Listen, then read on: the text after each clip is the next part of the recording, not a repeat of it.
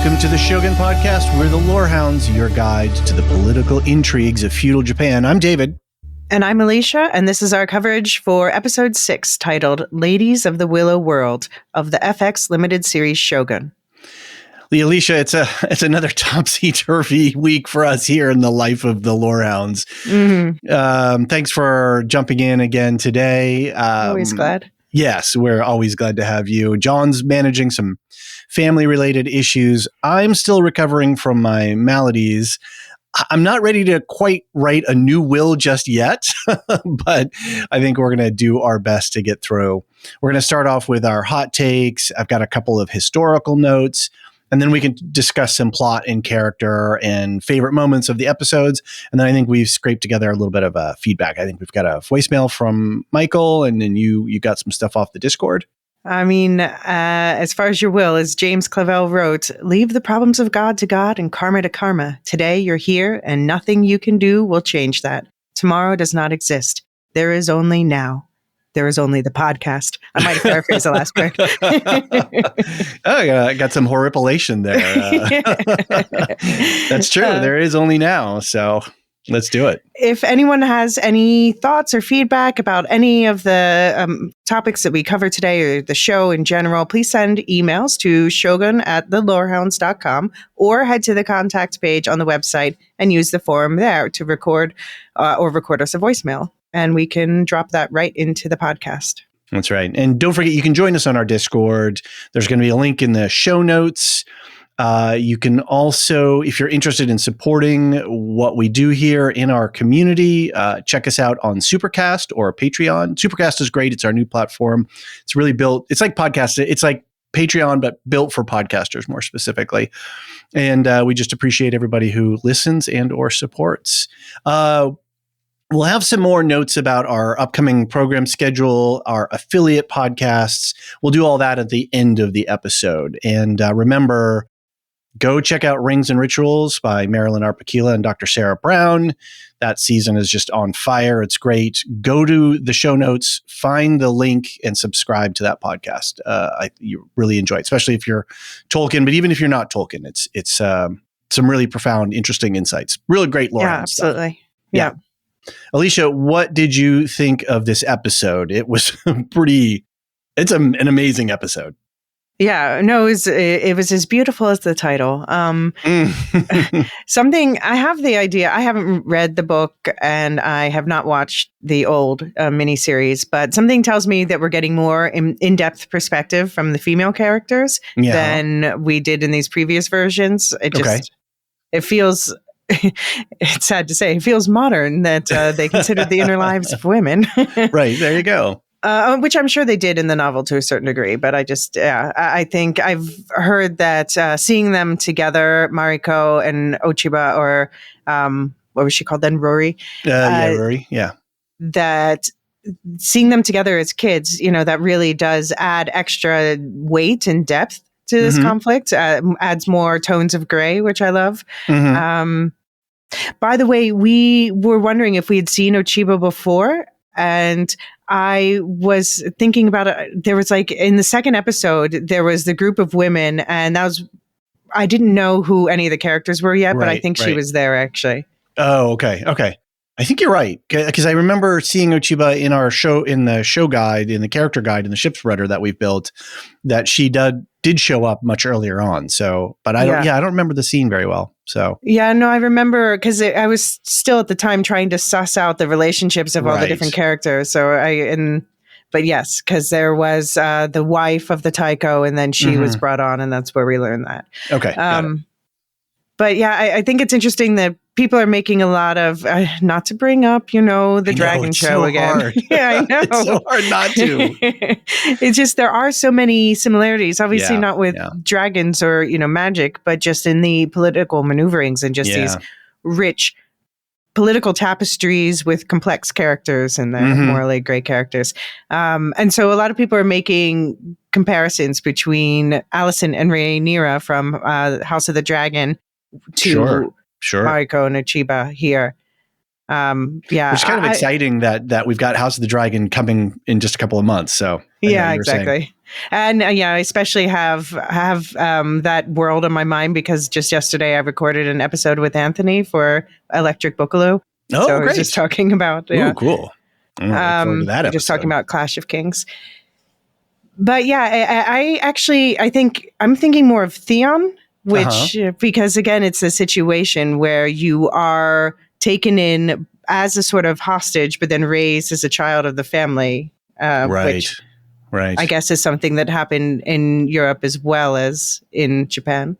Yeah, interesting. Yeah, the whole idea that a noble is worth something, and I think I mentioned this in the first episode, way back in the first episode.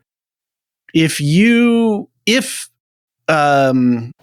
taking your own life is an expected and process, or a thing that was very normalized, as a noble that is worth something, you can take yourself off the board in that regard and not obligate your family into this, debt situation. So it's a very interesting comparison when we look at two feudal societies where there's a lot of structural similarities, and I am no means an academic in this at all, but just on surface level, there seems to be some strong parallels. But then there's this one thing that's very different. I remember hearing a episode with Anthony talking with a historian, and they talked about this idea that a knight rides out onto the battlefield in medieval Europe in big shiny armor with a big horse. They're just advertising, "Hey, I'm a bag of money, so don't kill me.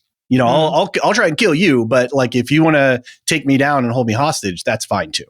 Where in Japan, it's like, nope, we don't do that except in very, very slight circumstances, which maybe with children and women. So, yeah. I'm just sort of theorizing here. I'm not. Yeah.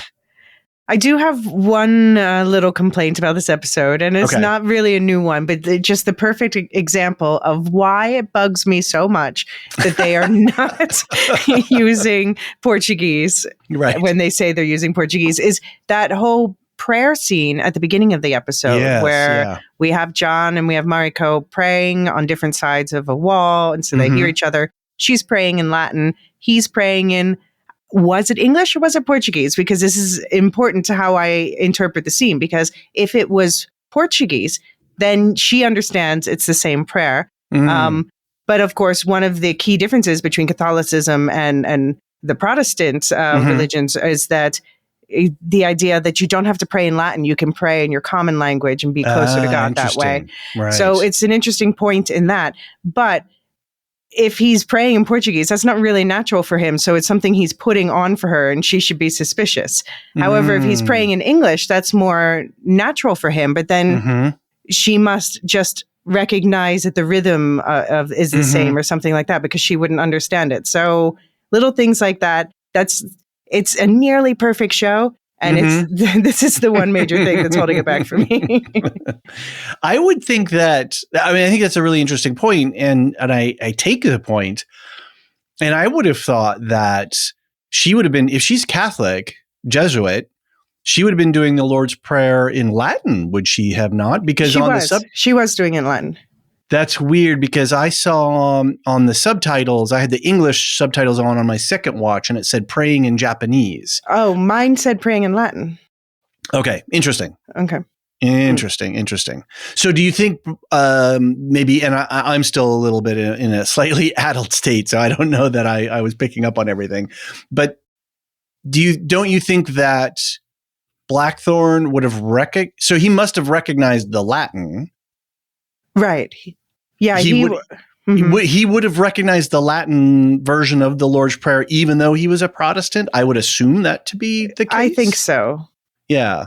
And then does he pray back in Latin so that? No, well, I mean, so he's either praying in English or Portuguese. But right. Yeah, right. There's a key distinction to me there. So I still think your point, though, is valid, that he picked up on the pacing and the tonality and the highs and lows of it, the beat and pattern of it.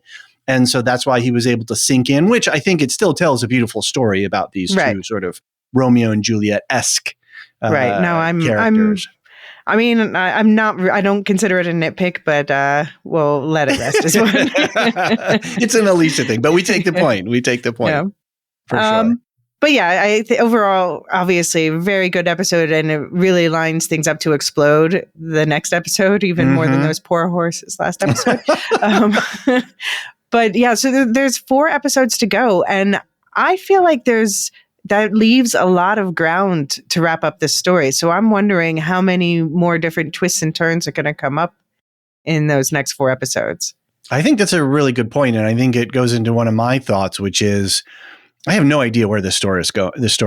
Mm-hmm. I have no idea how it's going to be resolved, and I, for other reasons, but also partially intentionally, have stopped watching the 80s miniseries in parallel. And I've mentioned this a couple times on the podcast before, because I really am enjoying the surprise and the delight of how they're evolving this story and taking it. And I really want to feel that. I really want to have that experience of not knowing what's coming at us. I really want to be on the hook for, oh my God, how is this going to resolve? This is one of the most confident shows that I've watched in a long time. It really feels like the showrunners and the writers are very self-aware, very confident in the techniques of modern television making, really understand their story and their characters really well. And I'm just so impressed at how they can use the camera to tell the story. So we get a couple of things where Kiku is behind Mariko and sort of speaking through, and they line the camera up so that there's an eclipse effect that's happening there. Or later when Ochiba is talking to Ishido and she moves, and then the camera moves relative again, so that she's sort of this shadowy figure from behind in some way, making him sort of turn to her slightly. It's expert level television making. It's exceptional to watch. This idea of bringing Ochiba in at episode 5, it's like a second stage rocket booster, right? Yeah. She's so complex, and there's so much history that unlocks once we get her and we understand what's going on. And again, that's a measure of confidence. Oh, we're going to hold this major character back until episode 5. Yeah, there's a little tease in 2, like you said, but it's not consequential. And and there's talk of her being at Toranaga's castle and all of that. Yeah. Well, I think it's smart. They let us get to know the other characters. I think you're absolutely right. I think, and this idea that they can move the storyline, there's not a lot of subplots going on. And it's not like we're jumping around. Oh, we got to jump back to Osaka, and then we got to jump over here into this one part of the town, and we got to go over the cannon regiment and the boat and blah, blah, blah. They're really keeping a very tight focus on a main theme or main elements in each story. So we don't have a lot of ABC subplots going. And again, a very interesting technique, and it feels very connected. I don't feel like lost, like I'm jumping around. I completely forgot about the Jesuit mission. And then suddenly there's, Father Alvino and the other guy, I forget his name right off the top of the head, but I'm like, oh God, right. I forgot there's Jesuits going on here because I'm so engrossed in the story. Yeah. You know who I keep forgetting about, but who I like when I think about him, I miss him, but then I'm so distracted by everything else, is the Spanish sailor. Rodriguez. Yeah. Yes, absolutely. Like, are we going to see him again? Yeah. I mean, I never think about it while I'm watching, but then it's like, oh, wait, it's been a while. We haven't seen him since the big almost declaration of love with him and Blackthorn. Exactly. Yeah, Del Aqua and Alvino and Rodriguez. Yeah, we just haven't seen it. Or the Black Ship, right? Right. So yeah, I mean, he says he wants to go after it. So I guess presumably maybe he'll be allowed at some point. And that's the thing too. That they're threading a whole bunch of things, but we don't know when or how things are going to come back, and that is expert. It's really, really fantastic stuff. Couple of other thoughts. A couple of major themes that I picked up in this episode, but I think we can talk about them when we get in to talking about the episode in depth. are the use of theater, not only explicitly in this episode, but in general, the way that Toranaga operates and political theater, but then theater as a device, literal no, as a device to bring drama together and to tie things together in a storyline. And it's very Chekhovian to mention Crimson Sky and then bring it back at the end. Right. It's again theater within theater kind of thing. And then this idea of war and this inevitability of war that's coming, but then this idea of a woman at war, a woman's war. And so there's a bunch to talk about there. And then I'm thinking about Anna Sawai's performance is just off the charts in this episode, and the way that she reveals her interior, the way that Anna Sawai as a actor is managing her character and then giving us little glimpses and then hiding them and then another little glimpse and then a hide. And because this is the third thing I've seen her in recently. The other two being Pachinko and Monarch. Right. And it's just, she really seems to be blossoming, especially in this role. Also in Pachinko and Monarch, Monarch's fine. I kind of love the MonsterVerse now. I talk smack on Godzilla versus Kong. I'm all in on it now. I saw a trailer again. I went and saw Dune 2 again, and I saw the trailer, and I was like, okay, this is Fast and Furious, Lion King. Like it's like a blender of IPs. It's got just enough lore and heart to string me along for the big monster fights. Yeah. Fair enough. Yeah, she's exceptional. She's an exceptional actor. But this show's really giving her, Yeah. This show is giving her lots of room to work. I really enjoyed the flashbacks in this episode. Rather than giving this explicit drop the camera into the scene and talking us through, it felt more like how memory naturally works and how we have an impression, or we have maybe a line or two of dialogue that was said, or a particular point of view. And there's maybe a smell or a touch sensation. So these all felt very more rooted into how memory really works. I mean, they're still doing modern television, but this idea, like the idea of the two girls, going to bed, and then they sort of scooch towards each other, back to back. And then I could feel my back touching, another back, and it was so beautiful the way that they brought everything together. And it's one of I'll talk about in the favorite moments is a flashback part. Yeah. I almost wish we had gotten more of that. It makes me think of, there's this Belgian film that it was Oscar nominated a couple years ago called Close, which just, if anyone who needs a good cry, like this had me crying for like weeks afterward. It's just about two young boys that age, and Monster is another good one. Won't make you cry for weeks afterwards. Right. The Japanese film we talked about before, but yeah. Even though I love this episode, there were a couple of points where I was a little confused. And with the flashbacks, there were some parts I didn't pick up on until the second watch. And then I actually had to go back and watch the scene a couple of times. And I don't know if it's just my brain isn't not operating at full capacity, but I got confused during some of the flashback stuff about who is who and whose relationship is to who. So we can talk that through when we get to the character conversations. And then there was one other thing I just didn't understand, which was the fire at Osaka Castle. Yeah, because it took me a while to realize. I think because I wasn't sure when that was happening, the fire at Osaka Castle. I thought it was flashback. I think ultimately it was present time, right? So yes, it was. Yeah, but I was throughout the episode. I was like, wait, is this in the past or is this in the present And then Delacqua rides his horse, back to the Jesuit mission, and he's like, oh, I couldn't get in, whatever. Like, there was like a major fire and there's like, a hostage situation going on. And he's just like, oh no, I couldn't get in the castle. Like, it was very mundane. And I thought, well, this huge fire inside, it was a little confusing. And anyway, my minor nitpicks relative. Anything else you want to talk about in a big picture sense?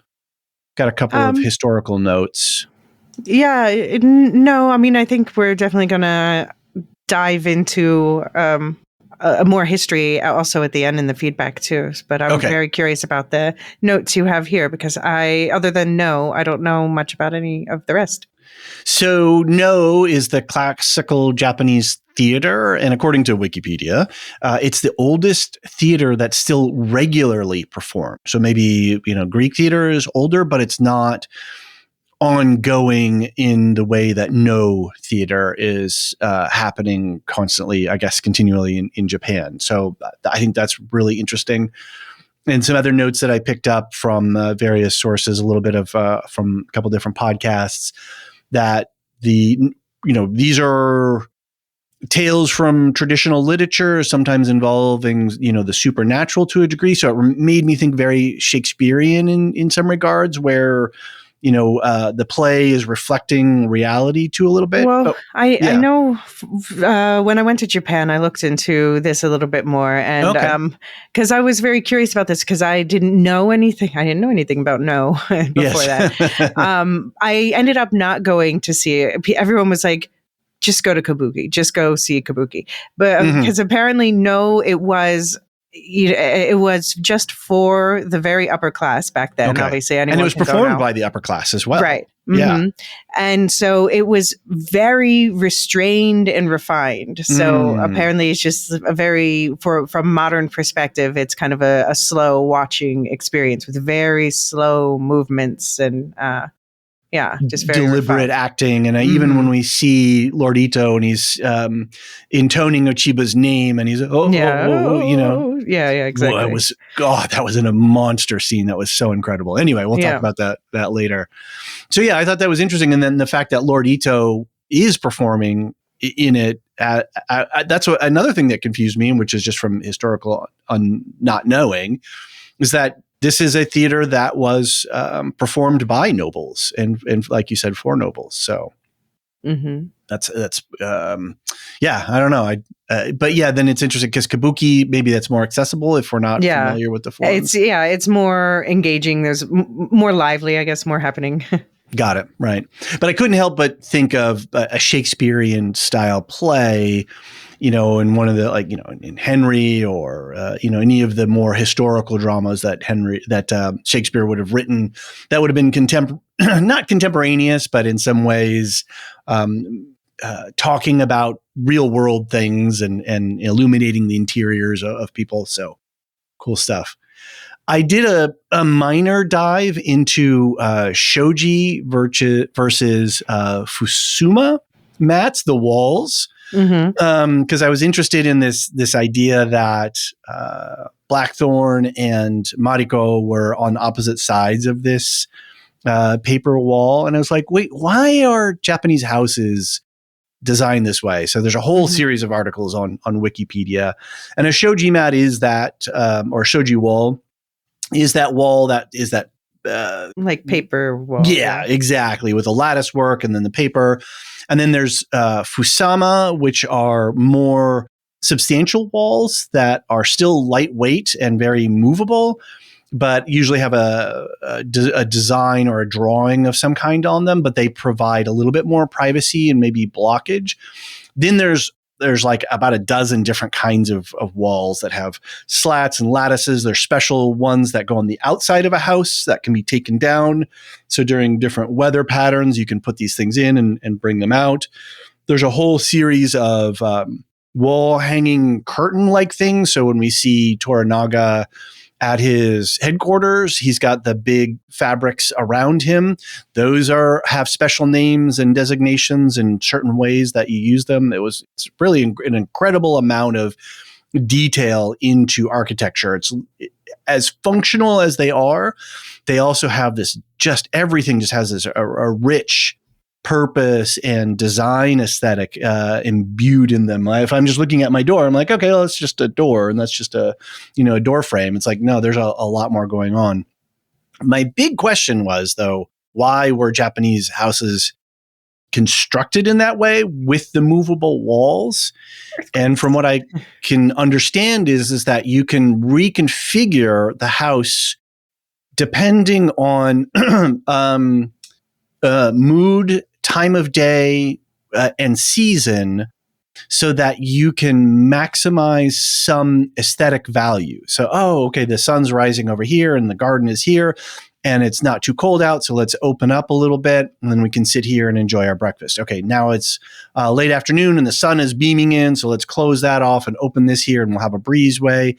So highly adaptable houses for this idea of an aesthetic sense that would then have an effect on spirit and mood and allow you to, find serenity or calmness or enjoyment of some kind, to appreciate beauty in different ways. You can hear the outside, you can smell the outside, you can feel the outside, even though maybe walls are closed, you're still connected. Light could be playing off of shadow and make designs on the walls and things like that. So it was really a fascinating exploration into understanding, this isn't just about earthquake proofing the houses, right? So I don't have a big beam falling on my head. Well, but I think that, that does also play a role for sure, though. Absolutely. Just being able to quickly tear it down and tear it back up, and rebuild it. Yeah. Yeah. Exactly.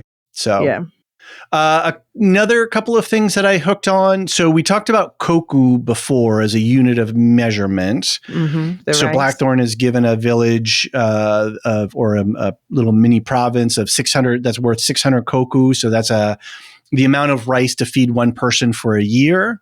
And then even that amount could fluctuate during a year based on abundance or scarcity. But then when Mariko was negotiating with what's her name here? I'm looking on the ship's rudder. Anyway, the madam of the Jin. Right. Here it is, Jin. Mm-hmm. When she's negotiating with Jin, they're talking about 500 monmi or 200, 300. And so apparently mon, and I don't know what the ME on the end of MON is, but it's the coinage of the period. And so, and then I was reading into that and I got completely lost. I was like, okay, well, how much is one mon equal to a koku? And then it was like, there's Ryu and there's this and that and different periods and times. And I was like, okay, I can't do this. But I feel like a koku, it's kind of seems to be about, would be more converted to acres. It's like how much land can produce this amount of rice. Interesting. Yeah. Because if you're going to make 600 koku worth, you need that much land, that a certain kind of density, as opposed to coinage, which could be highly fluctuating. And then apparently the coinage of the period of those early, of the different eras, were precise measurements in weights as well. They were very precise. So again, very interesting in looking at Japanese culture and the advancements and developments and the sociological developments that they had too. It's about a pound, give or take. No, these were but it used to be precise in Europe too. But then people started shaving, and that's why people started literally shaving off the top. Right, exactly. So, but if anybody of any of our listeners has any more insight into a mon or a monmi, that would be interesting. And then there was a last thing which I couldn't figure out anything on, and who is it? Somebody says, during the play, I believe it is Lady Iyo says to Ochiba about that somebody was somebody's favorite kosho. And I'm not sure what that, I couldn't find any online definitions for that. It seems to have been a name of a few emperors. I don't know if that's... Yeah, I found that too, but I didn't get any, favorite leader, favorite general, favorite, I'm not sure. So anyway, those are the main, just a few historical tidbits that I had. Did you have anything else? Otherwise we can... No, I mean, we'll wrap back around to, we got a nice history lesson from a professional. Okay. At the end. Awesome. Well, let's take a quick break. And then when we come back, we can start talking about plot and character.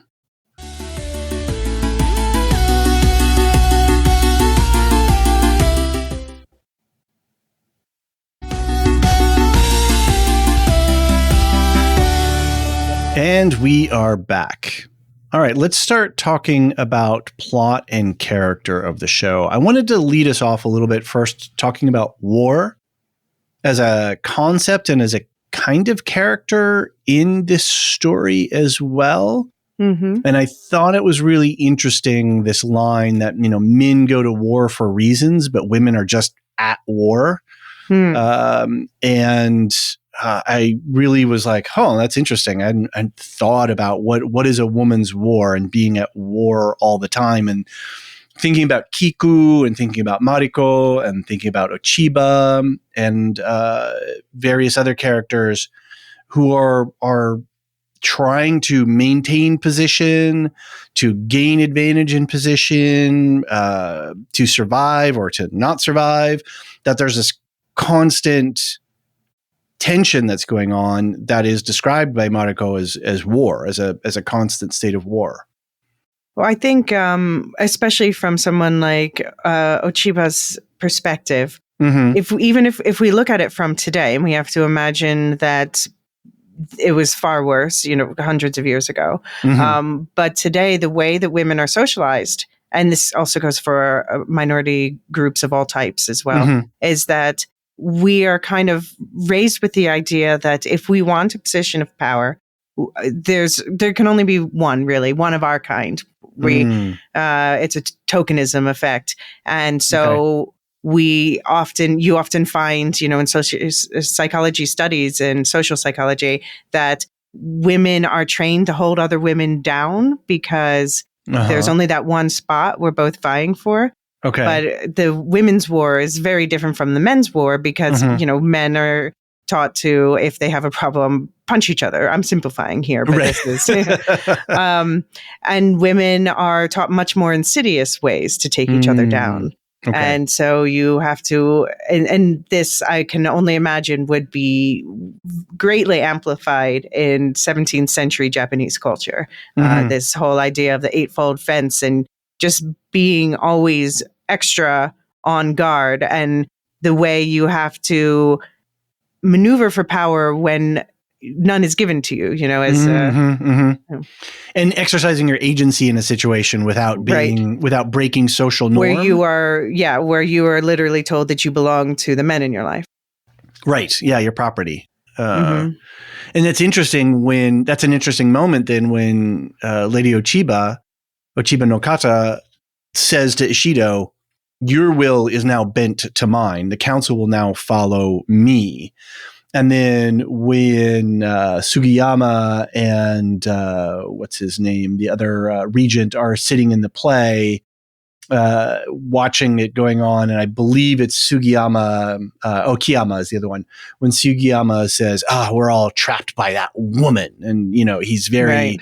And he's of noble, of highborn status, right? In which he doesn't like Ishido because Ishido's a commoner who's risen himself up. Yeah.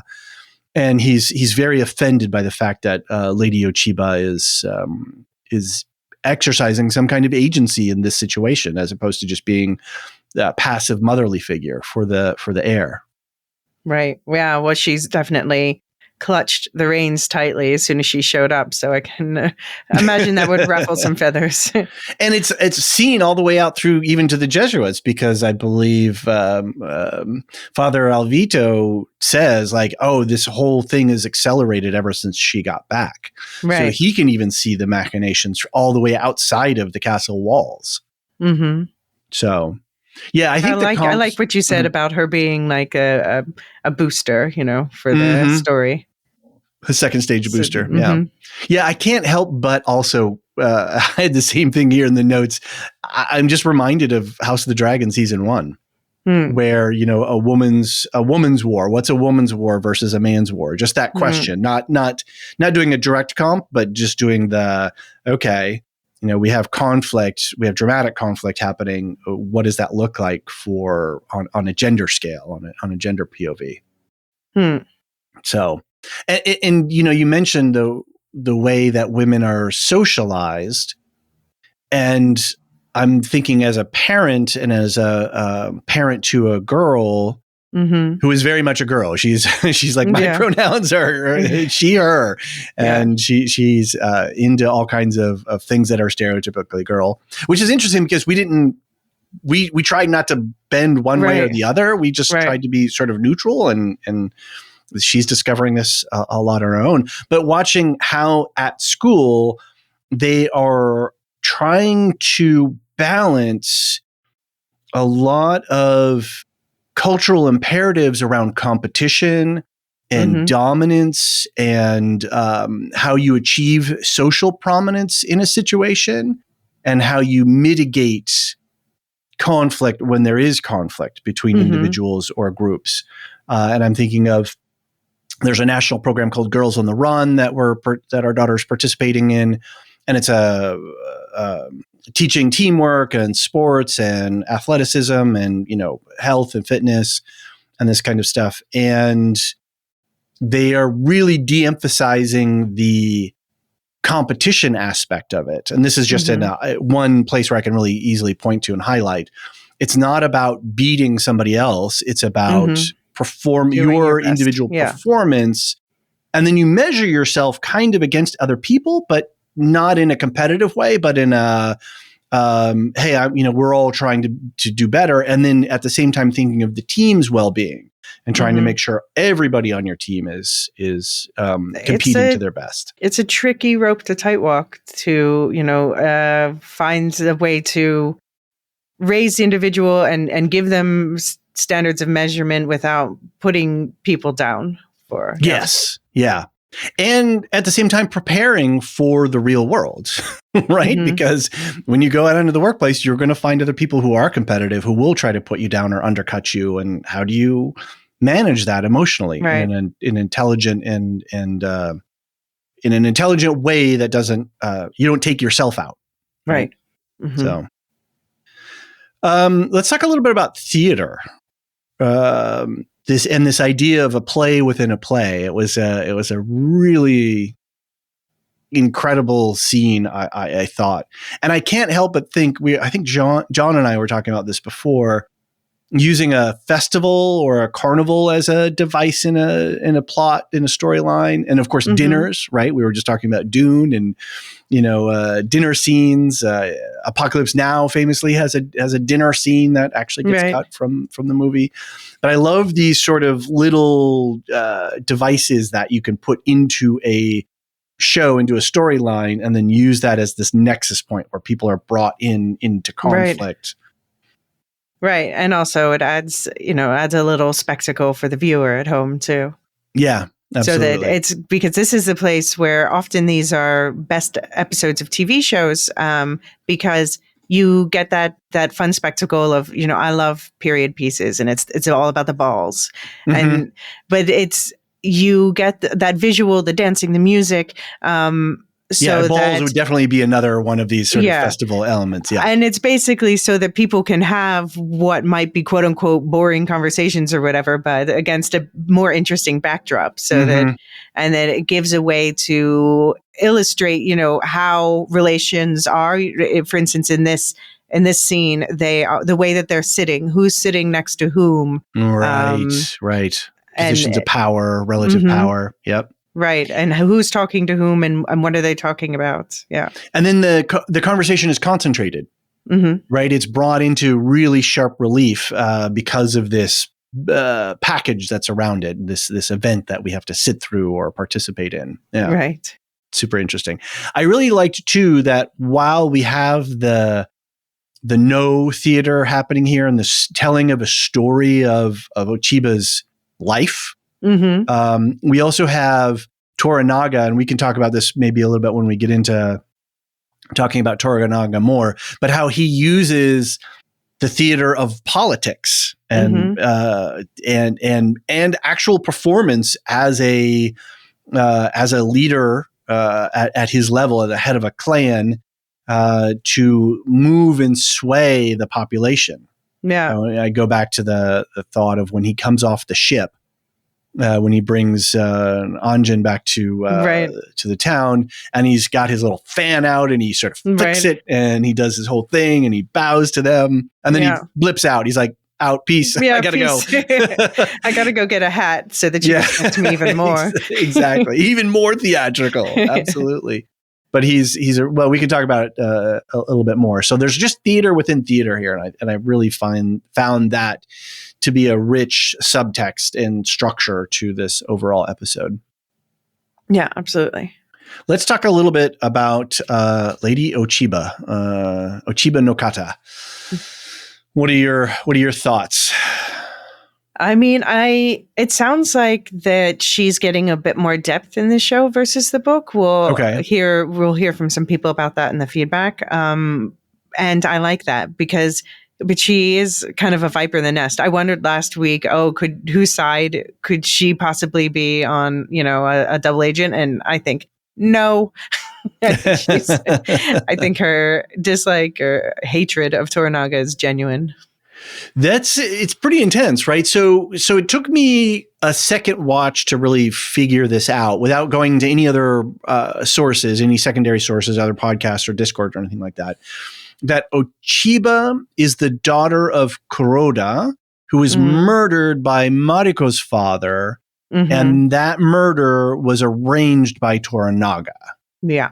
And Mariko and Ochiba, or Ruri at that time, were childhood friends and sort of surviving this drama and sort of deadly situation at the thing. That's accurate, right? Yeah. I got that right. Okay. So God, there's a lot of trauma that Ochiba is carrying here, right? It's a complex web of trauma. Yeah. God. And she really does have a white hot anger at Toranaga, a lot of hatred, but is it all hatred, or is it like? Is it hurt? You mean? Or? Yeah, I don't. They showed her. I mean, I guess is there hurt that's directed toward? I wonder if we're going to find out she blames Toranaga for something having to do with Mariko. With their losing. Mm-hmm. Right, because Toranaga planned within plans, right? Right. What did he say to Mariko's father about getting her out of the situation? Mm-hmm. Yeah, how much save of this her, marry her off to this. Mm-hmm. Apparently, there's a lot of respect for Mariko's husband now as a samurai, but it just seems that his family is not a big name, not a name worthy of her family, what her family's name used to be. Oh, I didn't catch that. Okay, so her family was right, because her family is at the center of power, where he's out a little bit further. Interesting. And then her father just trying to find a suitable bachelor with enough standing to get her out of the situation. And maybe he had a crush on her from afar.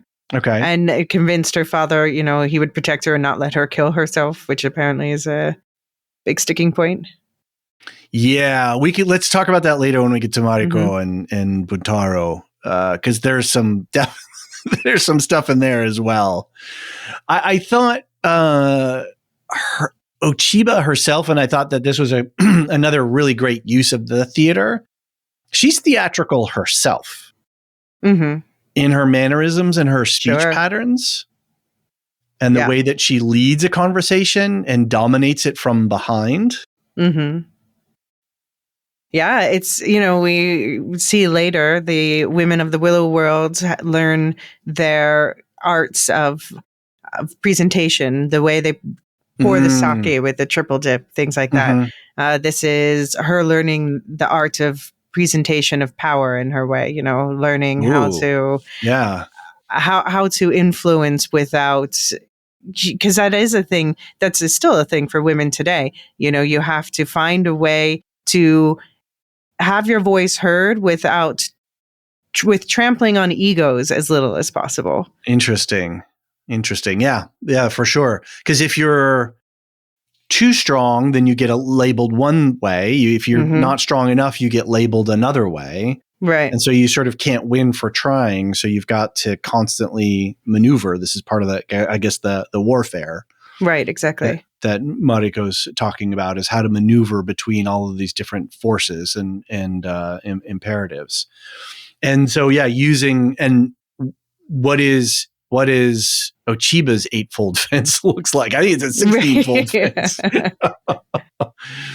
So, and I think it's interesting too that they use the mirror as a sort of reward or enticement for her becoming the consort to the Taiko, because she's, this looking at herself kind of situation and this self-reflection. But at the same time, I guess a mirror would have been a very rare, a high quality mirror. Right. Would have been a very rare item at that time period. Definitely an expensive item. Yeah. Yeah. But this idea that she's this self-reflective thing and what she's having to do, how she sees herself in these situations. And maybe also showing that she is more this individualistic type that Blackthorn was urging Mariko-sama to be. Interesting. Yeah.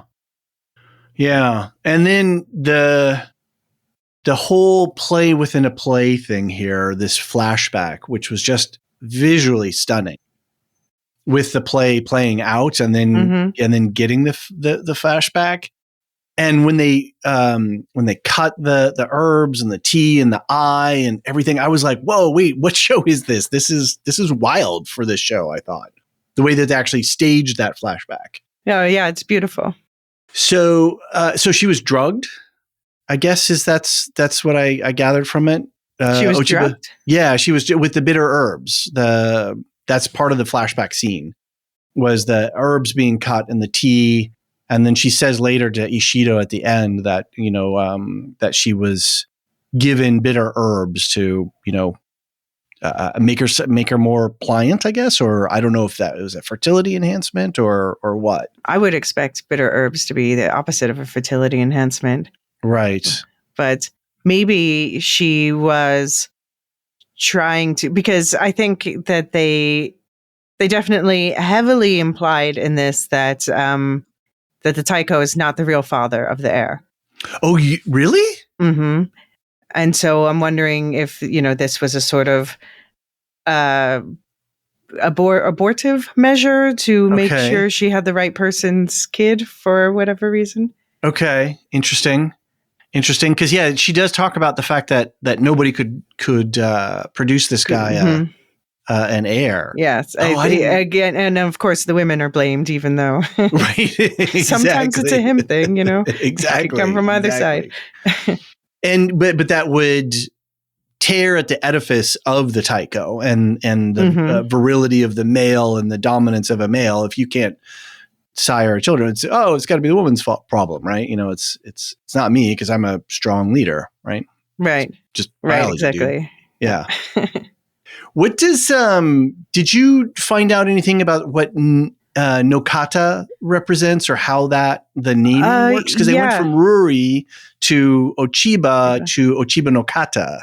Yeah. So they talked about this on the official FX podcast. Oh, okay. And so they said that Ochiba, that portion means falling leaves, and Nokata means like in a particular direction. So, but when you put it together, or it would be like the lady who lives in the room of the falling leaves. So it's just because it's rude to call her Rory after she becomes this powerful woman and an adult, I guess. And so changes status, her social status changes. Right. Okay. So it was common then to have a sort of euphemism to name someone like her. So this was hers. Have you no honor? Have you no honor for women? Well, yeah, I guess if you're not addressing them as their sort of given name and you're giving them this sort of, again, a theatrical or a stage name in some way. Absolutely. It's a stage name. Yeah, interesting. Okay, very cool. Yeah, I was like, I remember in the scene, you will be Ochiba Nokata. I'm like, okay, what does Nokata mean? And I know we've gotten some guidance on the way that you address people and san and sama and these kinds of things. But man, it seems like it's even more because there's other people who are not given any sort of honorifics and other people. And so understanding the lattice work of social hierarchy and social structure based on these linguistic cues. And for Blackthorn to be able to kind of figure that out and navigate in that situation, that's a pretty incredible level of observation and quick adjustment, right? Constantly quickly adjusting yourself to these situations and learning these things. So, which is why I think I think he was being a bit tactical with the whole prayer scene too. Okay. How so? Say more. So maybe he was actually praying in Portuguese because, he hears she's doing the Lord's Prayer and he wants to advertise the Protestant side. So he's like, we just talk directly to God because we're cool like that. But look, we're the same. We're saying the same thing. Yeah. Right. And then later on, we can talk about it when we talk about Mariko a little bit. But there's a funny line when they're talking with Toranaga about that.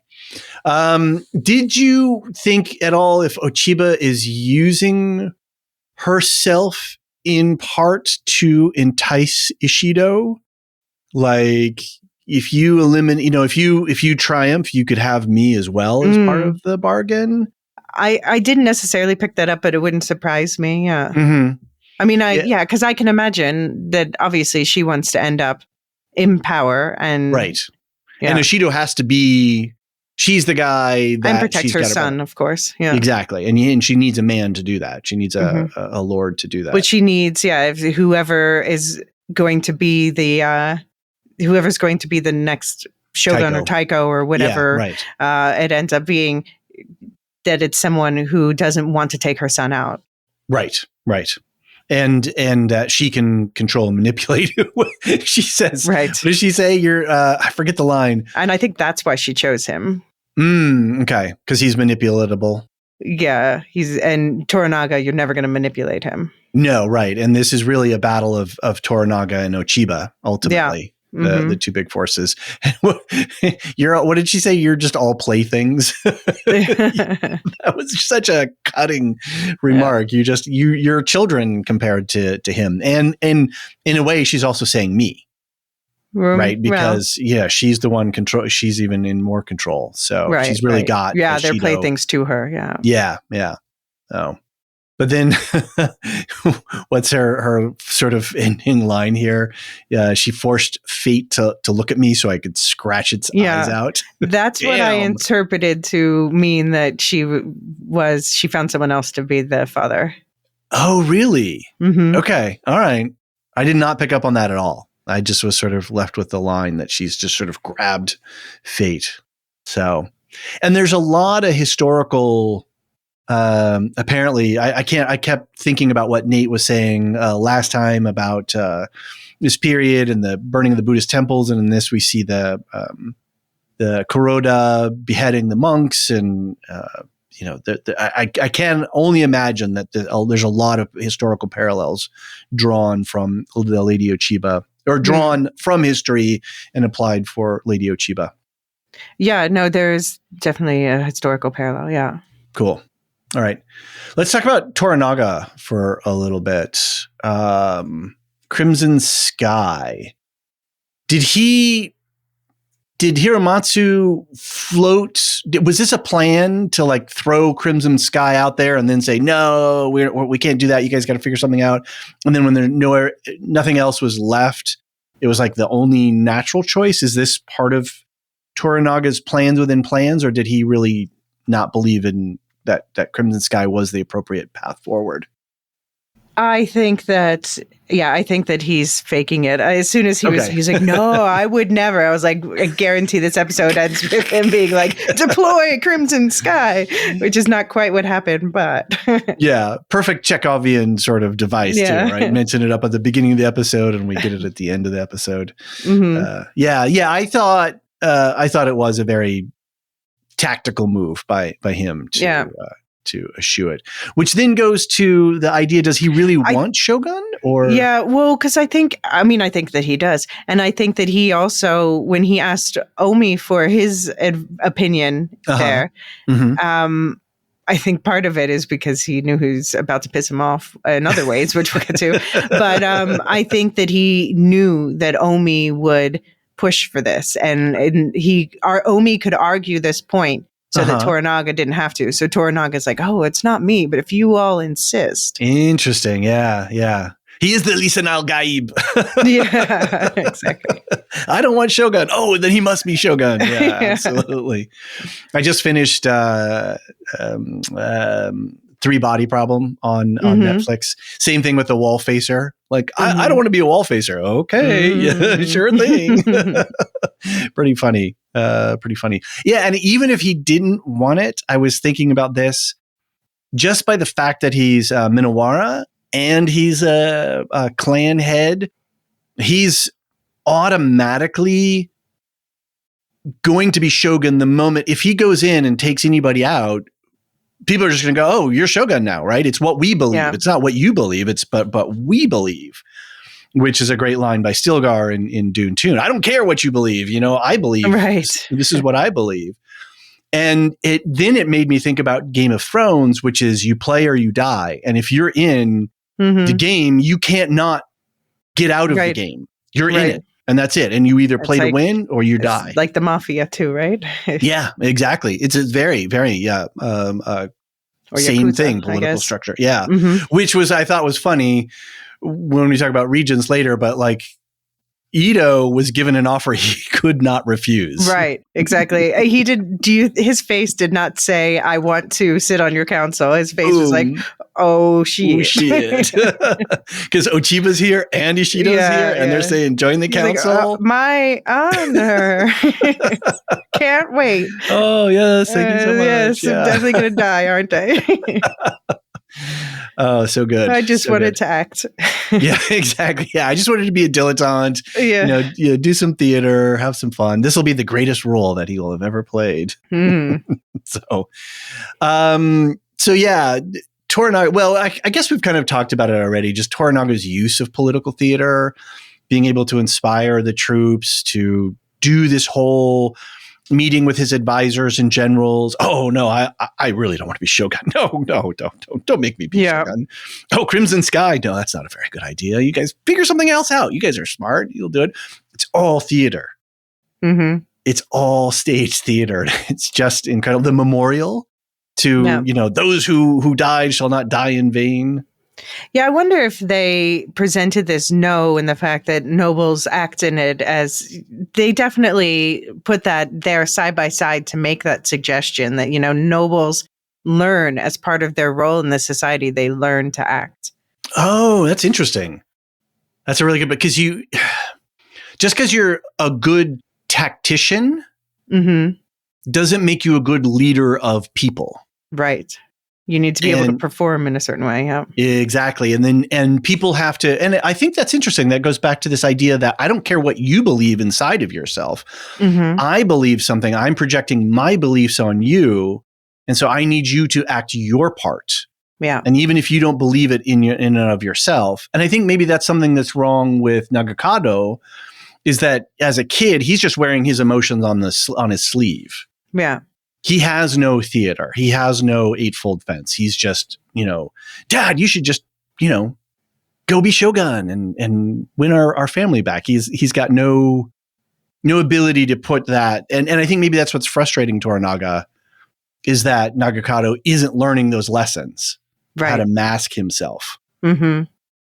Yeah, he's too earnest. He's too plain faced. I mean, he's like an attractive kid, but I just mean he wears his emotions too openly. Yeah. And he's too naive. And it's fine to be naive, but learn the lessons. Like that's what his father's frustration is, I would guess. It's like, you're not learning the lessons. I'm trying to teach you. This is a dangerous world and you have to be, I can't protect you. You got to step up. So. Did you catch the burning pigeon during the fire? Of course I did. So later we see Toranaga reading a secret note and then throwing it into the fire. So was that pigeon? I just wonder if that's all part of his. Does he have other spies and other pigeons? Yeah, I mean, there must be a pigeon master there in Osaka who's sending messages back. And we obviously know there's someone in the village where they are now. Right. So, yeah, it's, I assume that they were showing us that perhaps a message didn't make it or a message. Yeah. Yep. Definitely. I think that could be part of it. I can't help but my little birds, right? The Game of Thrones comps are like all over this thing. It's crazy. I don't want to do it, but I can't help it. We just have a Song of Ice and Fire brains. Yes, exactly. It's coming. War is coming. The During one of the flashbacks, there was the scene of the beheading with the monks, which again made me think of what Nate wrote in last week about the burning of the castle and all of that stuff. So again, probably a lot of crazy history that's folded into this, which is incredible to think that Clavel did a bunch of research from his point of view, but then the writers then took that and then re-researched everything and really made sure that the historical comps and inspirations were accurate and present. That's an incredible amount of work. Yeah. I mean, I think Clavel, he did like a lot of the research of who were the big players and you know, created versions of them. And it seems like what the show writers have especially done is added with the details of authenticity, you know, like what would they have known about using firearms at the time? What weapons would have women fought with? I saw people, there was someone who was mad that apparently in the book, Mariko-sama only uses knives, but actually the weapon that she uses in this show is the more accurate one that she would have actually used, the naginata. Okay, right. That long spear, which makes sense tactically, is you'd want to keep your opponent at bay. Yeah. Whereas if you're outclassed by weight and muscle mass from a male samurai, you don't want him anywhere near you physically. Well, I have to shout out the Wheel of Time, of course. Oh yeah, but so Matt, he ends up wielding. We saw kind of like a prototype version of it in the second season of it, but in the books, sorry, minor spoiler, he ends up wielding a weapon called the Ashandarai, and it looks. I think it was based on this. What did I call it? Nagikata. Naginata, sorry. I think it's based on this Naginata. But anyway, one of the coolest parts of Matt's story is, okay, maybe that's too much of a spoiler. But anyway, they talk about the importance of why you would gain an advantage of fighting with a weapon like that. And indeed, it's you can keep people away. You can fight multiple opponents at a time. Yeah. Right. And we see Mariko really excelling at using the Nagikata in this, in one of the flashbacks. Yeah. And I get that's where, again, a little confusion crept in, because at first I thought, well, is this the source of her and Ochiba's conflict? I wondered that too, but no. But Ochiba she was watching from the sidelines, but then you couldn't read what was on her face. What did she think about? She was registering that this is a deadly woman, but what did she? Was she proud of her? Did that make her afraid of her? Did that? Yeah. Yeah, absolutely. There was no. Her eightfold fence was up. Yeah, it totally was up. Yeah, was she jealous? Yeah, I kept thinking that this was going to be a source of an embarrassing scene for Ochiba, but no, it was. Yeah, we don't have anything. Maybe we'll see. Because that's the kind of show that this is. Is they drop something like this and then it plays off in an episode or two. Yeah, for sure.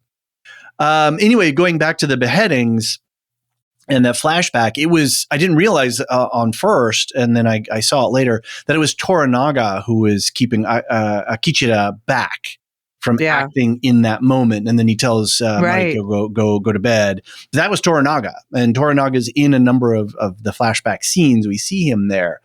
So that just goes into the whole plans within plans. Was he, what has he been spinning ever since? And then we can see, well, Ochiba is not happy with him for some of those plannings. Right. So she's mad at him for being a player and a schemer. Never mind killing his father, right? Mm-hmm. So, last thought on Toranaga. Did he keep the beggar swords? Well, wait, what swords did he give to Blackthorn this week? I was wondering, did he give them back? Or I assumed new ones. They didn't look the same. I didn't freeze frame or anything like that. Yeah. They looked different. So I was like, oh, I guess it would be an insult to give them back, but Blackthorn also would be like, okay. Yeah, he's like, well, whatever. Yeah. Let's talk about Mariko a little bit.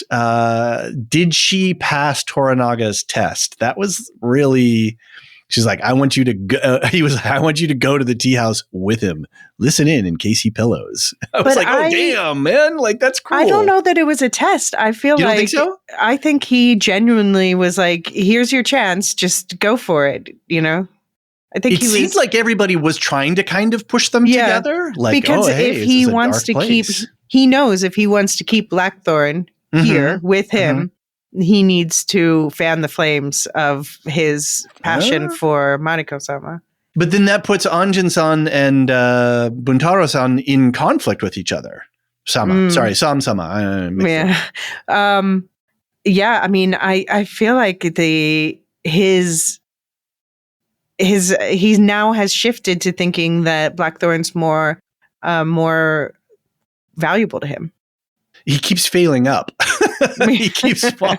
It's like, damn, dude. Yeah, every time you try, you end up getting an advancement or a promotion. I read it a different way, though. I read it as, I can't handle the dissension. Buntaro's not going to divorce you. Mm-hmm. There's an obvious chemistry between you and Anjin. You have a purpose greater than you understand. I need you to be able to deal in this situation without getting your emotions all messed up. So I kind of read it as a test, and that she, or maybe not a pass-fail test, but a crisis in the moment, more, kind of a Kobayashi Maru, Gom Jabbar kind of thing. Like, how are you going to respond? And then when I see you coming out of that, I'll know how to work with you on this. But I think we didn't see him checking up on it in any way in that episode. Yeah, spies everywhere. He's got little we birds. we didn't see him getting word of how it went. So true. I don't know. I just think that he wanted that for them because it would serve his purposes to make Blackthorn happier, but also because it seems like he has some fatherly feelings toward Mariko, and sure, yeah. I think he feels a bit of guilt that he probably helped select her husband. Right. Interesting. Okay. I like the ambiguity. I don't know that I'm resolved to your point of view, but I like some of the things that you're saying. So I guess we'll have to see. Yeah. Her 8-fold fence was certainly, 1632 fold fence. She was all over this here. She's origamiing that fence. Yeah, big time. It seemed too, even more on the Blackthorn Mariko front, it seemed like everybody was kind of trying to get them together. Kiku was like, "Oh, it's dark here. If you want, are you coming with us?" Even the madam was like, madam. But even when they were negotiating, going to the brothel, the tea house, the madam was already like, the way she kind of sold it to Mariko was she said, this is a place where it's very private and no one will know anything, and that's when Mariko's like, kind of almost blushing and like, okay, right. And we get the one proper reaction from Fuji this episode where she's like lifting the tea. She's literally sipping some tea. Sipping some tea. Exactly. You've been known to be. Awesome. What did she say? You've been known to never separate from the Anjin or something. Yes, you're sitting everywhere together. Yeah, absolutely. What was the deal with the teacups? They kept clipping in on those scenes of them putting them down in different positionings and stuff. There is definitely something to that. One part of it is, I know, and I was asking about this in the Discord, and people were verifying that this is the case, that it is very important in Japanese culture that you hand and take things with two hands. Okay. And the one thing that I noticed is that, and I don't know how this relates to this whole tea situation, but I noticed that Mariko and Fuji were both handling their teacup with two hands, and the madam was handling hers with one. Oh, shit. Okay. But I don't know if that means anything in this context, but they did keep and they would punctuate their point by almost like putting it down. Almost. And then I heavily, noticed the positioning of the lacquer, like of the design, turning it one way. At one point, it was turned away, and one point it was more visible. So I don't know if that was some sort of signaling, like well, it was also bullshit. I don't believe what you're saying, or we're on the right path of negotiation here. The first time the madam put it down was right after she complimented the ceramics, and then she was like, "Oh well, we lost our best stuff in the earthquake, so I'm ashamed to present this to you." Which I thought I could take as a real line, because like, if you're complimenting to be nice, but you really know that is the second rate stuff. Then, I would have given you the good stuff, but I got busted. So that's fair. But then at the same time, it comes off as a backhanded. Just telling this is not the best we have. And we're not bringing the best out for you, regardless what, the earthquake. Oh yes, we lost lots of things in the earthquake. Yeah. So that was an awesome scene, that whole scene. And I was wondering too about this question of Mariko's positioning and her agency relative to herself. So she's been living with the shame of her father's quote unquote treachery. And she's been asking for her husband to allow her to commit seppuku. He continually denies it, which seems to only aggravate their whole dynamic together. Yeah. But does he wittingly or unwittingly, he's doing her father's bidding, which is to keep her alive and safe away from this, but he has to then live with the shame of her family's actions. Right. And then when she learns that she has a greater fate or a greater service to duty, a greater purpose, how is that going to change her going forward? And does that give her a pathway out so that she's not living with this heavy shame anymore? Right. Hopefully. Right. But of course, I mean, still have to remember Blackthorn. So they've apparently changed things in this versus the book to give her less culpability in terms of, so she's not directly cheating on her husband when she knows he's alive. Right, right. But Blackthorn still is just blatantly cheating on his family back in Amsterdam. Yeah, were they in Amsterdam or London? Doesn't matter. Yeah. I can't remember. Yeah. Which I had to laugh when Buntaro's getting ripped by Toranaga. He's getting absolutely, like, that's a bad performance evaluation right there. You've disrupted the heart of my Hatamoto. You're messing with my Hatamoto, dude. Stop it. And if you can't control yourself, if she's driving you crazy, then divorce her, right? Like, it's fine, and she's still in my service, my clan. I'll make sure that she's sorted. So he gets ripped, and then he stands up and he turns around, and who's in front of him? Blackthorn and Mariko. And he's like, oh, damn. I just feel like Buntaro's going to snap soon. You think so? I mean, it seems, they're winding him up. Because they're winding Omi up too. Yeah. I mean, they are ripening a potential alliance between them, I guess. Yeah. I think Omi. Because Omi was just at the end of last episode, he was on top. He was feeling great about things, and then now I got a canon regiment. Yeah. Now I've got the canon regiment taken away from me, and my my real love is pillowing with the barbarian. Right. Yeah. So, and then this whole idea of, duty is what endures and service to a greater purpose. We talked about this before with Blackthorn and Mariko when they had that conversation when we had the first earthquake tremor thing. And he's like, but you're your own, you're your person, and I'm free and I can go off in the world. And then she says, I pity you. And this whole idea of duty and service, and her duty to her father, her duty to Toranaga, her duty to her husband. She's got a son, for gosh sakes. We haven't even seen the poor kid. Like, where's he at? So she's not free in a lot of ways where, Blackthorn kind of sees himself as free, but he's not free because he's a prisoner to. Right. Yeah. He can't take a ship and go. Yeah. So Blackthorn, not a lot to talk about this episode. Any thoughts that you have? No, I mean, yeah, this was the women's episode, and and Toranaga, always Toranaga's episode. Right. He's in the background. But yeah, I mean, I think he's starting to understand the rules of this world, but then equally be baffled by them.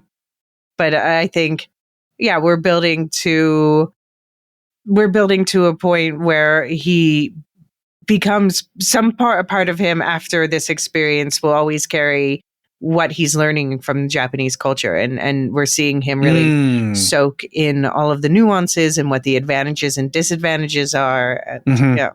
He's internalizing a lot of that. I noticed in this episode, whenever he would give more than a head nod bow and not fully kowtow, which I think is a Chinese word, but anyway, going down on your knees and actually genuflecting fully. When he's in their intermediate bow, he's putting his hands very flat and straight on the upper parts of his thighs and doing the precise movement. So he's really adapting physically to the formalities, picking up on these little details. Right, and he's walking less clumpishly. Even though there's a great scene when he comes home from work, a hard day at work one day, and he puts his swords on the little rack, and he's just looking very tired and slubbish. And I was like, oh God, I can totally relate. Walk in the door, put your keys in the dish, your keys in your wallet. Honey, I'm home. Like, oh, I'm tired. I just want to take my sandals off and watch TV. Yeah, I totally got that. And I have to give props to Cosmo Jarvis's performance here. The sort of oafish puppy dog, mussy hair, like I've been at the tea house all night, I'm a little bit tired, to when he's sounding off about naval matters. Man, he sounded sharp. And I know exactly what I'm doing here in this realm. Everywhere else, I'm a complete, I have no bearing on what I'm supposed to be doing. And that's basically why he's been kept around. Right. And so, yeah, but just that Jarvis is able to pull that level of performance off. I really had my doubts about him before the season started. I'm really impressed by what he's been able to pull together. Let's talk about Kiku really quick. A woman cannot look away when another suffers. Yeah. And she was definitely talking about the very clear longing between Blackthorn and Mariko-sama. Yeah. Well, that's interesting because I was taking it more of her overall suffering as well, just her family shame and her. Well, probably. But I think you're right about the Black. Everyone knows about the beating too, and I think that's kind of why it's on her face. Yeah, she's kind of like, you can just be in the dark and nobody knows what happens, and yeah, totally. So was this scene just a mind-boggling? It was an amazing scene. Yeah. Yeah. No, that I posted on Twitter immediately about what you mentioned with the camera positioning where they swivel it around so and that, as you said, Mariko eclipses Kiku. And then you see at some point in the translation, Mariko stops saying she and starts saying I. Oh, I didn't even pick up on that.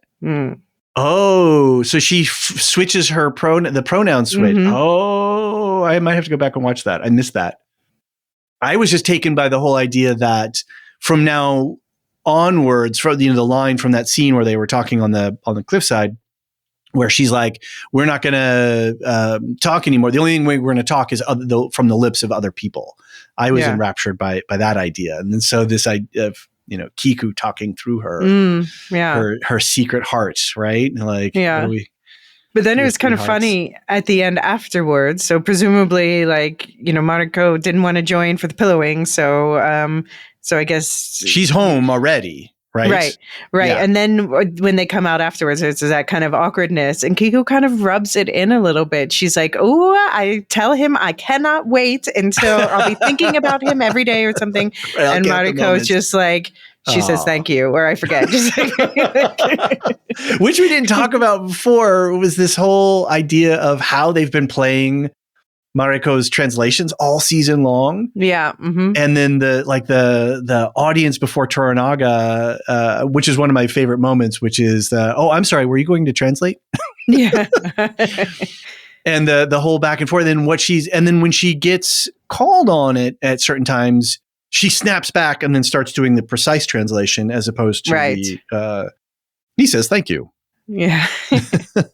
Or he is impressed by her summations and bending of it. I always feel like, because I've been in situations where I've, employed a translator and you hear like this whole long thing and then they're like, he's very appreciative of your tip. Like, what?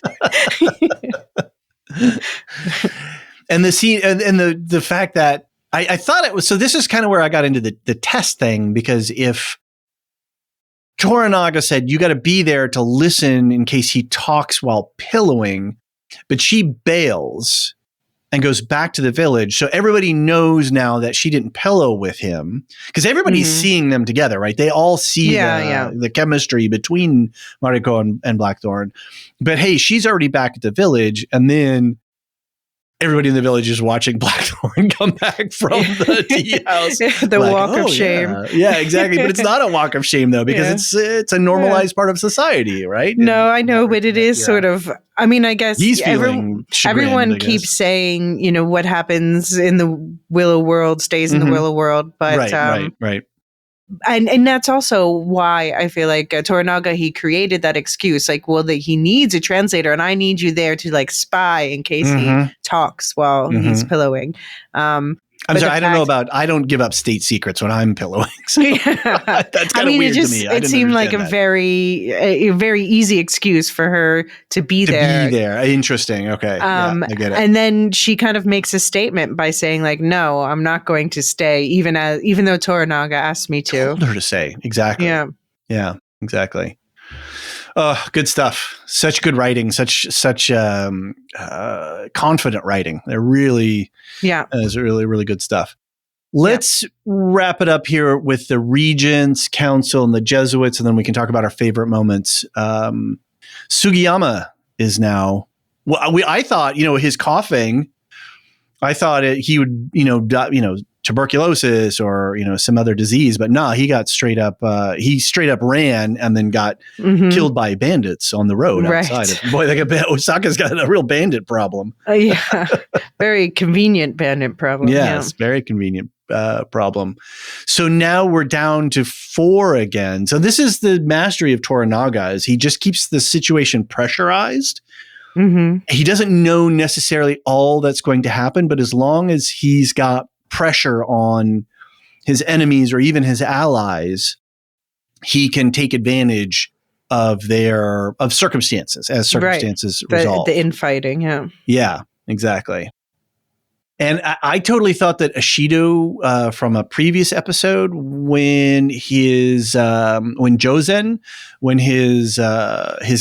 got shot up by the cannons, by Nagakato's cannons, I thought, he's going to lash out at Toranaga out of anger, but no, Ochiba's got him tightly controlled now.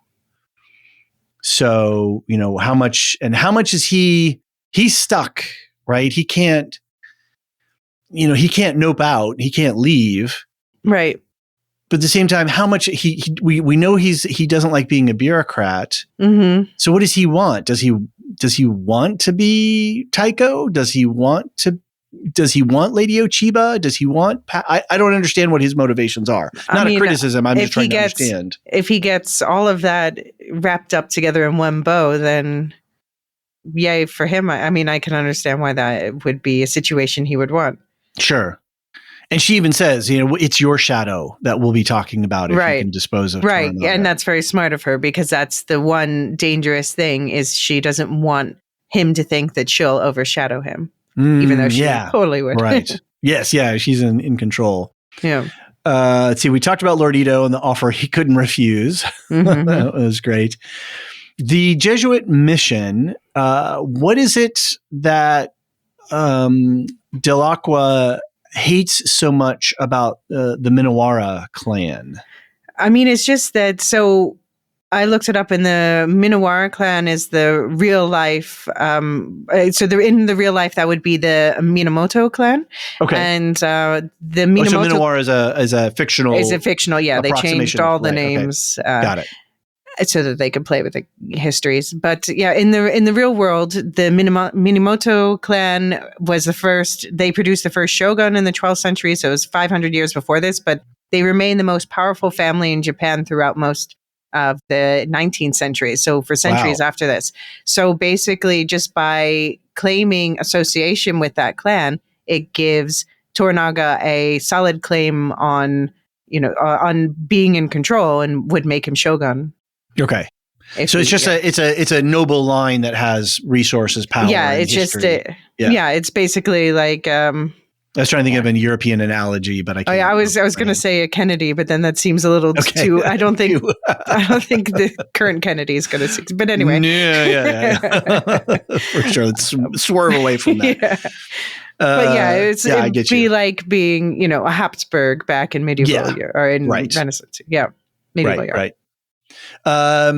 It's I was trying to read a little bit too about the title of Shogun, and God, that even confused me even more, because there's the emperor and the shogun and the shogun. It's like I kind of was analogizing it in my head while I was reading some of this stuff.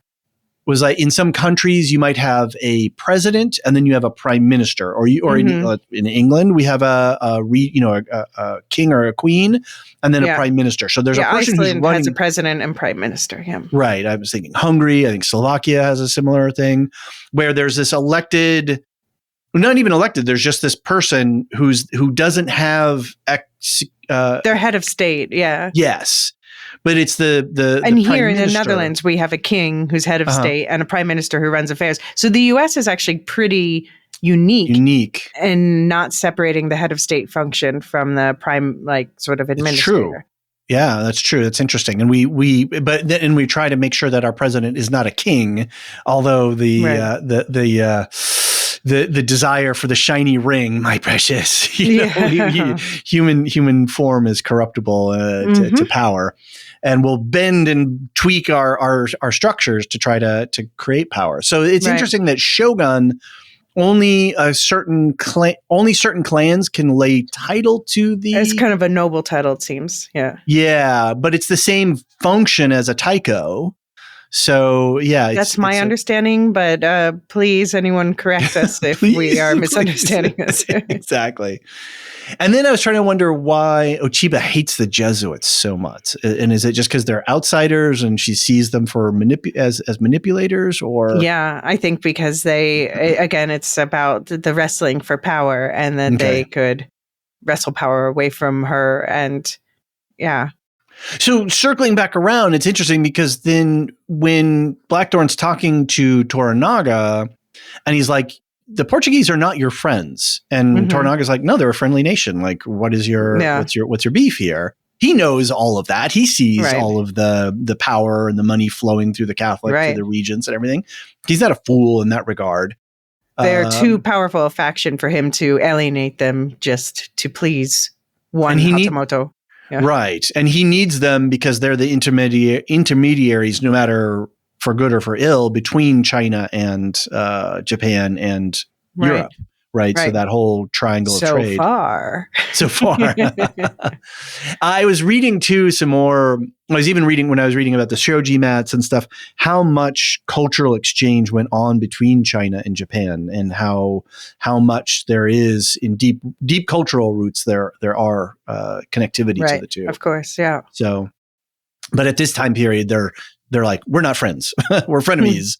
And we have the Portuguese doing. I think, yeah. Many years of frenemyship. Yes, many years. Centuries, yeah. Yeah. So, but then that goes back to, I just quickly, to Blackthorn and Mariko's, for as much as they have feelings for each other, there's also this tension between them, between the Catholic and the Protestant parts of their characters. And she says like, why are you talking bad about the Portuguese? And he's like, girl, please. Like, those are my enemies. Yeah. The Catholics and the Portuguese. And she's like, no, that's my faith. Don't talk about my faith like that. Yeah. So yeah, exactly. All right, let's talk quickly about some of our favorite moments. What have you got on deck? Well, since we already talked about the Fuji reaction shots, I'll say the moment... We need more Fuji reaction shots. Yeah, we need 4 more of those. Although that was good enough for an entire episode. Fair enough. It was. It really was. I immediately paused and took a picture of my screen. Oh, good. Excellent. But another kind of a reaction shot is Mariko with when she's doing the practice fighting, the flashback with the Naginata. Yeah. She gets this smile on her face, and this is where you really see Anna Sawai's interacting coming out, just the layers of realism that this is a smile of a younger woman, not a woman who's fully formed her eightfold fence. Right. But she knows she's not supposed to show that she's enjoying being good at this thing, but she also can't help it. She's like, I am good. I will get you. I can kick your ass. That's right. Very cool. Yeah, she's, I almost... Thinking back now about what this episode did, there's so much that went on in this episode. It was absolutely packed. Yeah. Yeah. It's crazy. On the surface, it seems like a quieter episode in a way, because it's more about like these conversations, but there's so many reveals. And absolutely. What else you got?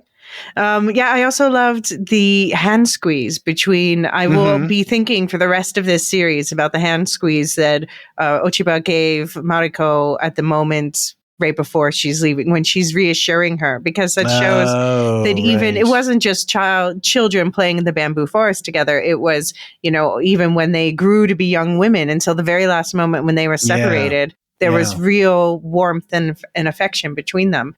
And I have to wonder if that will come to play later, that shared affection from before. And also there are some people who are like, was it just a hand squeeze? And I'm like, doesn't matter. Yeah. Could be pillow friends, to put it in a real time speak. Yeah. The scene of them sleeping back to back, I thought that was a super touching scene. And it's not on my favorites, but it just makes me think of that. Yeah.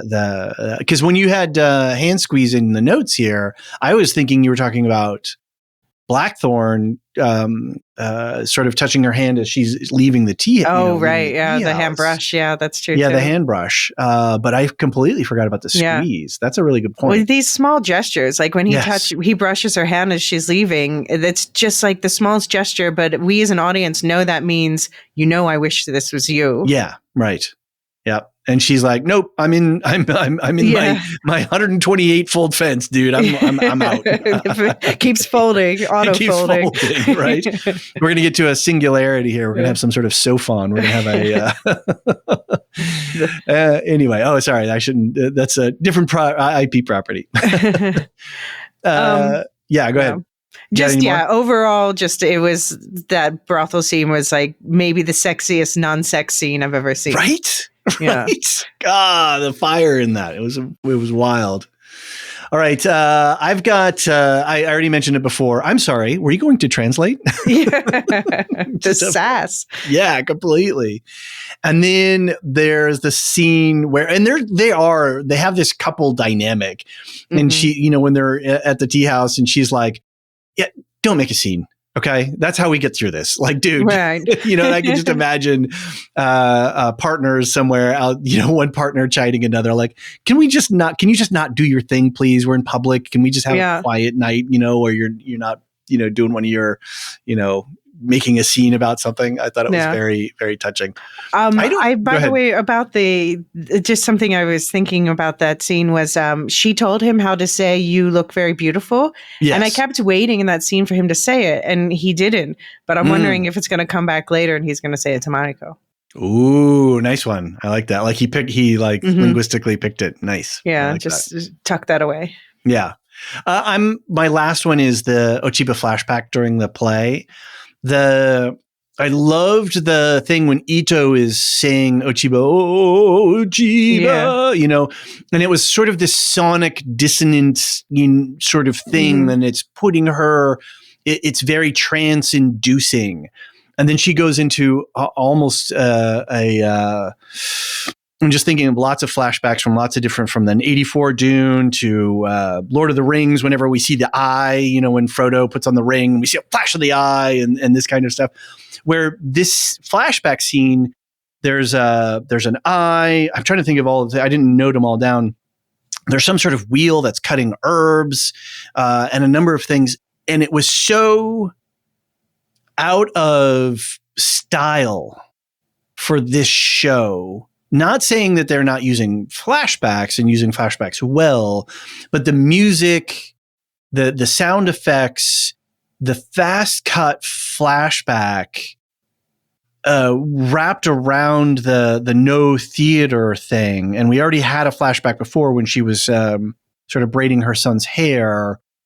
But then, so they sort of primed us for that language. And then this one is much more compressed and intense, that then plays out later in her conversations with Ishido about, I was drugged and the what I had to go through to produce a child. That I just felt that this flashback was such a singularity of gravity, of density in this plot, that I thought it was really effectively well used. And it's not it's my favorite because it made me laugh. It was like, wow, that was a really powerful device and expertly used in the construction of the totality of the plot. Yeah. So, okay. I'm out of breath there. Sorry, I get a little hyper fixated on it because it was so good. Let's take a quick break, and then when we get back, we'll do a little bit of feedback, and then we'll wrap up the show for today. Okay.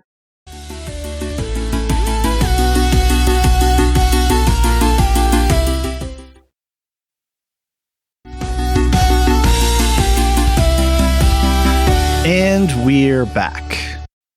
All right, let's consider a little bit of feedback. First up, we've got a voicemail from Michael, aka Dork of the Ninjas. Hey guys, just want to give some thoughts on the recent episode of Shogun. Just noticing a parallel between this episode, the scene with Mirako and Blackthorn going to the brothel, to a scene from Blade Runner 2049, another movie by Denis Villeneuve, who just recently put out Dune 2. There's a scene in that movie where Kay, the replicant from that movie, his partner that he has, which is a hologram named Joy, she can't, of course, physically touch him, so she ends up hiring a lady-in-waiting to do the work with him, basically, that lets herself mirror her own image on top of her, so they can have a physical, intimate moment, because she can't do that within since she's a hologram. It kind of feels like that Kiku kind of did that for Mirako here by saying, hey, translate what I'm about to say about where we are. Kind of felt like I'm saying these words so you have a permission to translate them and kind of say what you want to say in some ways even. And it definitely looks like Blackthorn took that type of meaning from it, because Kiku purposely placed herself behind Mirako, where all that Blackthorn could see in that moment was just Mirako, and basically all the words coming from her, not making it feel like it was coming from Kiku at all. I think it was interesting to see that Kiku could honestly see that type of dynamic was there and how to kind of help facilitate it, even if Mirako wasn't 100% sure she wanted it in that moment. I just find it interesting, that parallel between that, and just wanted to see if you guys caught up on that parallel between those. And just, I very much feel like that was a scene of Mirako wanted to say these things and feels these things in some ways, but doesn't know how to say that with being married and being how she is at this point in the story. Want to throw that out there. Have a good one. Yeah, I mean, we talked a lot about this scene, but I think that's a really good analogy with the new Blade Runner movie and that scene there. Yeah, it's a good comp for sure. I had forgotten about that. Blade Runner 2049 is not one of my favorite movies, but I did. No, me neither, actually. It's beautiful, but yeah, exactly. But I think it's a great comp, that this idea that these two star-crossed lovers have to find some other way to try to share a moment with each other. It's very cool. Mm-hmm. Yeah, I think that the scene is expertly filmed, and the whole idea of the eclipse of the voicing, it's absolutely, I think, one of the standout moments of the series so far. Yeah, sure. Definitely, from a production and an emotional perspective. Yeah. Yeah. For some reason, I'm totally stuck now on the Bonnie Tyler song "Total Eclipse of the Heart." Maybe I'll drop in a clip Eclipse of the Marco. Maybe I'll drop a clip in post production here, just to get the earworm, just to hook everybody on that earworm. All right, what else do we have? You collected up some. We didn't get any emails this week, but I think you collected up some goodies from the Discord. Yeah. And again, if you want to send in an email, shogun@thelorehounds.com. Or you can go to the Discord, and we'll try to harvest some stuff as well. Oh, and of course, you've got the website, and you can use the contact form, or like Michael did, record us a voicemail, and we can add it right into the recording. Go ahead. Well, Nate dropped another history bomb on the Discord for us. Okay. So he says, so much to process here. One change that may seem small, but is so big from a historical standpoint. It took me until about halfway through the show to realize that they were portraying Ochiba as Kuroda, the guy in charge before the Taiko's daughter. I'm pretty sure that wasn't the case in the book. That, like in history, she was actually his niece, making her his daughter, who then married the Taiko, my lord. That then setting up the Ochiba Mariko frenemy situation. Wow, total change from the book and history. Definitely makes the stakes higher. And suggesting that Mariko is there to, quote unquote, finish the job of her father, so to speak. Holy crap. Thoughts on that part? Very good. Yeah, it's again. I'm going to be a broken record here and just say that these writers and the showrunners really took the time. It sounds like this production started pre-COVID, and then they worked through COVID. And I think there was even filming during COVID because in Japan, maybe the filming. Well, they were filming a lot in Vancouver and Canada too. So I'm not sure exactly how that's all gone down. I guess it's small scenes with just a few characters at a time, mostly. So yeah, the point I'm driving at is that a confident set of showrunners with a really good writer's room that was backed up and supported by an awesome research team and a whole lot of people with primary knowledge who got to participate and share and shape the story. When we let our creators create, we get good. We can get good product, right? And I know that not every production has the resources at the time, and sometimes we let creators create, and it doesn't work out well. But I just can't shake the feeling that people who've proven and their skills and their abilities, and then did the work to culturally recenter the show, change the gaze, invert and subvert the gaze, and play with the tropes, but then had access to this level of research. Man, this is just an incredible product of a show. Yeah. Yeah, so we got some more info from Nate on the real history behind this. Okay. So he says, I talked about the historical backstory of Mariko's father, the historical Akechi Mitsuhide last week. Okay. This week, they threw me for a loop. The whole Ochiba Mariko... He's being surprised and delighted. This is great. Yeah. The whole Ochiba Mariko childhood friendship is a twist I did not expect from the book or history. It's a very interesting switch that adds a lot to the story. One thing that stands out is how they frame Akechi and Toranaga as friends and possibly co-conspirators, which then animates Ochiba's hatred of Toranaga. Someone asked me on Blue Sky if there was any historical evidence for Tokugawa Ieyasu Toranaga, which is the historical counterpart of Toranaga, being involved in the assassination of Oda Nobunaga, which was the historical counterpart for Ochiba's father. Right. And he says the short answer is no, and it's highly unlikely. Akechi and Tokugawa were not friends in real life. Tokugawa Ieyasu, at the time the attack on Oda happened, was traveling far from his home territory and had to cross through the area controlled by Akechi's troops. The legend goes that he was snuck through Akechi lines by the remnants of the ninja of Iga, actually covered in this lecture today. So he's teaching the real-time teaching. Nice. Yeah. So it's unlikely that Ieyasu was at all involved in the plot to kill Oda Nobunaga, the show's Kuroda. That said, there's a conspiracy theory about literally everyone being involved. There's one that says Hideyoshi, the Taiko, tricked Akechi into doing it. There's one that says the imperial court pressured Akechi. None of them ring true historically to me. Okay. Yeah. Thoughts?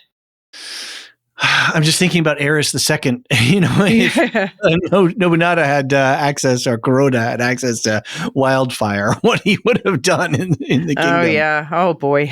Let's be glad they don't have dragons. Yeah, exactly. And I think it's fascinating, this idea of that he broke his oath. Akechida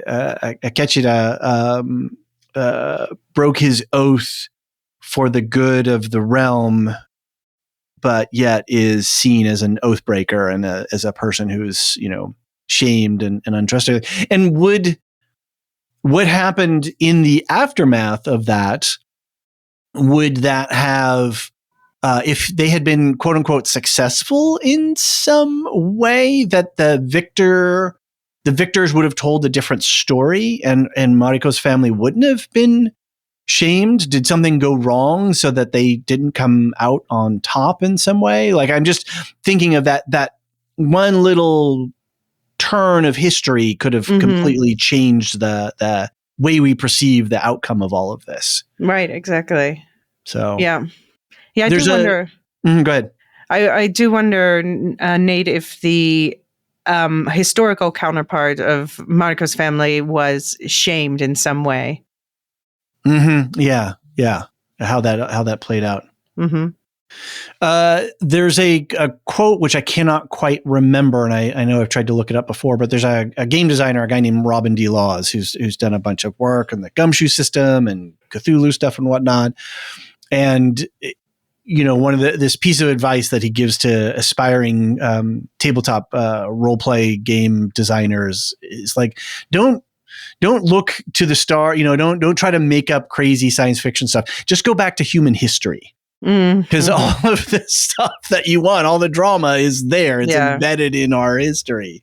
And it just sounds like the Sengoku period and the Edo period and just the history of Japan is just like, wow, it's packed with drama and interesting stuff. And you just said that you finished Blue-Eyed Samurai, if I remember right. No, I haven't. No, it was John. It was John who had. You haven't yet. Yeah, that this falls right after it, and people are talking about that as an I definitely want to watch that next. Yeah. What's Yeah, go ahead. I was going to ask you something else, but go ahead. Oh yeah, I was going to say there was some. I have not been on the Discord much recently, just because I've not had the energy to do so. But I'm without getting too personal, I'm getting sorted out now, so I actually have the energy to podcast today. But I haven't been able to catch up on a lot of the conversations that's going on there. But I did catch at one point there was something about a documentary that Nate was involved in, and it sounded like that's a really rich primary source of information. And I thought if you could quote that, maybe that's some resource we should shout out for people. Right. So the Nate about whom we're speaking now, and we're about halfway through his history drop. Wait, there's more? Yeah. Oh, all right, keep going. Well, so just to, I was going to talk about this at the end, but just for anyone who's interested, all this stuff that he's talking about, I actually started watching. So his name is Nathan Ledbetter, to call him by his full name. We're outing you, Nate. Sorry. Yeah, Nate, you'll notice that I may or may not have been in your LinkedIn today, but so he is a PhD candidate at the Department of East Asian Studies at Princeton. Okay. And he's going for a PhD in Japanese medieval history and has amazing. Our community is amazing. Yeah, has bachelor and masters in Asian studies and Japanese language, and also worked as an intelligence officer in the U.S. Army and a liaison in Japan. Okay. So definitely very specifically expert on this subject. This stuff, right. And as such, there's a 6-part docuseries on Netflix called The Age of Samurai. And you'll see Nate is one of the talking heads there. Okay. And that covers all this stuff leading up to this series. And he said, don't watch episode 6 until after the season because it will spoil it. And I could tell just by looking at the episode notes. Summaries, episode 6 is like, and then they form a regents with 5 regents. Like, okay, yeah. All right, there we go. Yeah. So perfect. Oh, that's good. All right. So we've got more from Nate. Carry on, please. Yeah, so he says in the show world, the hatred that Ochiba has for Toranaga is a fascinating development. In the book, Ochiba hates Toranaga because she thinks he may be the only person who suspects the heir is not the Taiko's son. That's why you... Okay. Well, that's not why I said that, but apparently, I just think that it was implied in the show. Okay. But apparently this is a plot point in the book too. I'm going to actually skip over the next part of what he says here because I think it's possible that it'll be a spoiler in a future flashback. Okay. So I think, save that and maybe come back to it if that's shown on screen about the whole story about how the heir was produced. Okay. And he says, worth noting that another change from the history/book is that the historical Yorogimi Ochiba is not Oda. Yeah, he said before it's his niece. That's a tragic story in itself, but I'll save that for now. By changing it to be Kuroda's daughter, she now has an investment in avenging her father, who was killed by the father of Mariko, her childhood friend. The dynamic changes totally in an unexpected way, and I'm here for it in terms of the drama. Cool. And then, he concludes with a note about Mariko's marriage to Buntaro.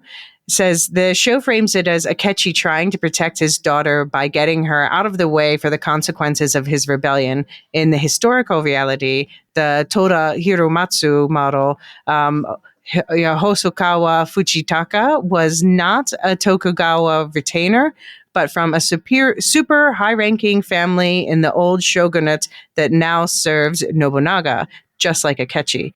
Akechi wed his daughter into his family to hopefully get them on his side. Unfortunately for him, so this is already answering the question I asked Nate earlier. Mm-hmm. Unfortunately for him, neither the Hosokawa or several other families he had close relationships with chose to support him, and so he was crushed by Hideyoshi the Taiko. It's really amusing to hear them talk about how unimportant and low the Toda family is in the show, when the real Hosokawa family had been basically the main deputies of the previous Ashikaga shoguns for over a century. Oh. So this is why they changed their names, to take some liberties. But it's a lot of names. But I've watched now the first episode and a half of The Age of Samurai, and it actually is already helping me be like, okay, I got this. A lot of names, but they do reenactments and. I just go back to the writer's room and the showrunners. Bravo. Just absolute bravo for taking a complex, rich history, a dense novel, and then creating a accessible television show that we can all just enjoy the hell out of. So, good stuff. All right. Yeah. What else do we got? So Nate also dropped one other piece of information that I think everyone needs to know. Anna Sawai was one of the original members of the J-pop band Fakey, and he shared a video of their song Sugar Sweet. So you can look that up on YouTube. And it's very a girl band, and she's awesome. Like the sexy one with the shirt off her shoulders. That's great. Good stuff. All right. Okay, so Pawson20 said, wow, episode 6 was incredible, and when the writing and characters are interesting, you don't need action scenes to have a great episode. Absolutely right. We got to know Mariko and Ochiba, their relationship, why Ochiba hates Toranaga so much. The brothel scene was fantastic. By the way, Sugiyama was killed after 4 regions voted to kill him, right? but Toranaga said that he was killed by bandits. So, yeah, I mean, that's, like we said, the plague of the convenient bandits in this Osaka area. Yeah. Was he impeached? Was he given a death sentence by 4 regions? I read it as just Ochiba and Ishido just acting unilaterally and in secret. Yeah, no, I read that as such as well. Okay, yeah, got it. Yeah. Any case, now the Council of Regions is puppet to Ochiba, and I guess they will impeach Toranaga next, and we will have war. And Red Zippy responded about the brothel scene. I rewatched that scene several times. The effect Kiku had on Mariko was almost ethereal, which I think is a beautiful way to describe it. Yeah. Quickly back around on the war thing. I think with Crimson Sky, the idea here is to use an element of surprise and strike quickly so that a war is avoided. And instead, they're just a decapitation, a political decapitation, I think is what Crimson Sky is going to attempt to do. Yeah. So, all right. Well, I think it's going to be a big bloodbath on screen too, though. Yeah, I'm here for the action. I guess it's going to peak the Pukila scale, right? Yeah. Oh, man. Well, I think the horses basically did it. That. Yeah. If the boiling alive didn't. Right. So the next one, it's an exchange about, but I think it's a very interesting exchange, and it goes to, it's about the divorce question. Okay. So Aaron K begins, one of the things that was very striking to me in this episode was the scene in which Toranaga told Buntaro to just divorce Mariko. Right. Buntaro, not being Catholic, should make this possible, if not a little bit scandalous on the political scene for two people so renowned to separate. But it becomes far more complicated on the side of Mariko, a devout Catholic. This is something that would have near zero tolerance in the church at this time. It's curious to me that this is never cited as a reason for them not to be able to divorce. Maybe the reasons Buntaro brings up are just what he finds as important, and he isn't even considering Mariko's religious beliefs as a factor. In any case, I could see Mariko being shunned by the church and that she hold dear to herself if divorce were to occur. That's and so Abby... just quick comment. Yeah. It's interesting that Buntaro says, not after all these years, I'm not doing that. Like he's holding on to the institution of marriage, even though they're... It's called a sunk cost fallacy, Buntaro. Here's modern wave feminism coming at you, Buntaro. That's business school. Yeah. It's true, but it's still, it's cut loose, bro. Anyway. So Abby, she lives in Japan, she's well-versed in Japanese culture, just for any listeners who don't know. She responded, maybe it just shows that however much political and economical influence the Portuguese, the church, might have had, they have no say in the social structure and more deeply ingrained local traditions. So they are a political force to be used by Toranaga, by others. But as Mariko said in the first episode, she can have 2 hearts, 3, without conflict. She prays. That's scene with them praying to the prayer wall was beautiful too. But her loyalty is to her own culture, to what she perceives as her fight to Toranaga is unwavering, and her religion plays very small part in all of it. Oh, and the church would have to be mighty tolerant of a lot of things in this land if it wanted to persist, that it would not tolerate at home. And so, can I interject something here really quick too? It's interesting, this question of Mariko and her religion, her relationship to her religion. And I think it's interesting. It's just a thought occurred to me now, is that as a person who's living with the shame of her family, who doesn't understand that her father actually had a greater purpose for her. So but that she's living with this, that she's a person who's seeking some sort of salvation. So when she hears the words of the Jesuits and, spreading the gospel, she hears something in the salvation and in the sense of being able to maybe take herself out of her pain, which brings back around to the tea house. Like, people come here to escape their troubles and pains. And so that's a really even more potent moment. It's not just about Blackthorn having a rain and cloud moment, but Mariko coming to peace and coming to terms in a moment of aligning her emotional life with her exterior life. Yeah, absolutely. Yeah. So, carry on. Yeah, so Nate, our resident Japanese medieval historian, responded to what Abby said with this. It wouldn't exactly be her choice in this scenario. I could look for it and post it, but the Jesuits had some very opinionated ththings to say about Japanese women and male-female and male-male relations. They didn't set the rules, though, and they were very upset about that, which makes me kind of go, hee hee hee. Yeah, chuckle. And so Aaron K. responds to Abby, there's undoubtedly a noticeable tolerance by the church. They seem to look the other way to stay afloat and keep whatever influence they have. The Catholics are definitely not taking an all or nothing approach to their missions in Japan. More of a slow but steady conversion without pushing too much against the Japanese cultural institutions. A far cry from the forcible conversions and cruelty that Catholicism implemented in other parts of the world. I say that with nothing but love to those who practice Catholicism today. I was raised in a very Catholic household. And yeah, I agree. Although, I commented before in a previous episode that we are told here from the Dutch perspective that the reason why, history spoiler alert, I think it's even after the season, the Dutch end up taking over the relation between Japan and the wider world. And we're told from a historical perspective here that part of it is that the Dutch did not push their religion as much. Mm-hmm. Okay. They're like, we're here for the money. We're here to trade. Give us, the soap. Right. And we'll give you our science books. And that's why apparently for centuries, Western science was called Dutch studies. Oh, interesting. Okay. Yeah. There you go.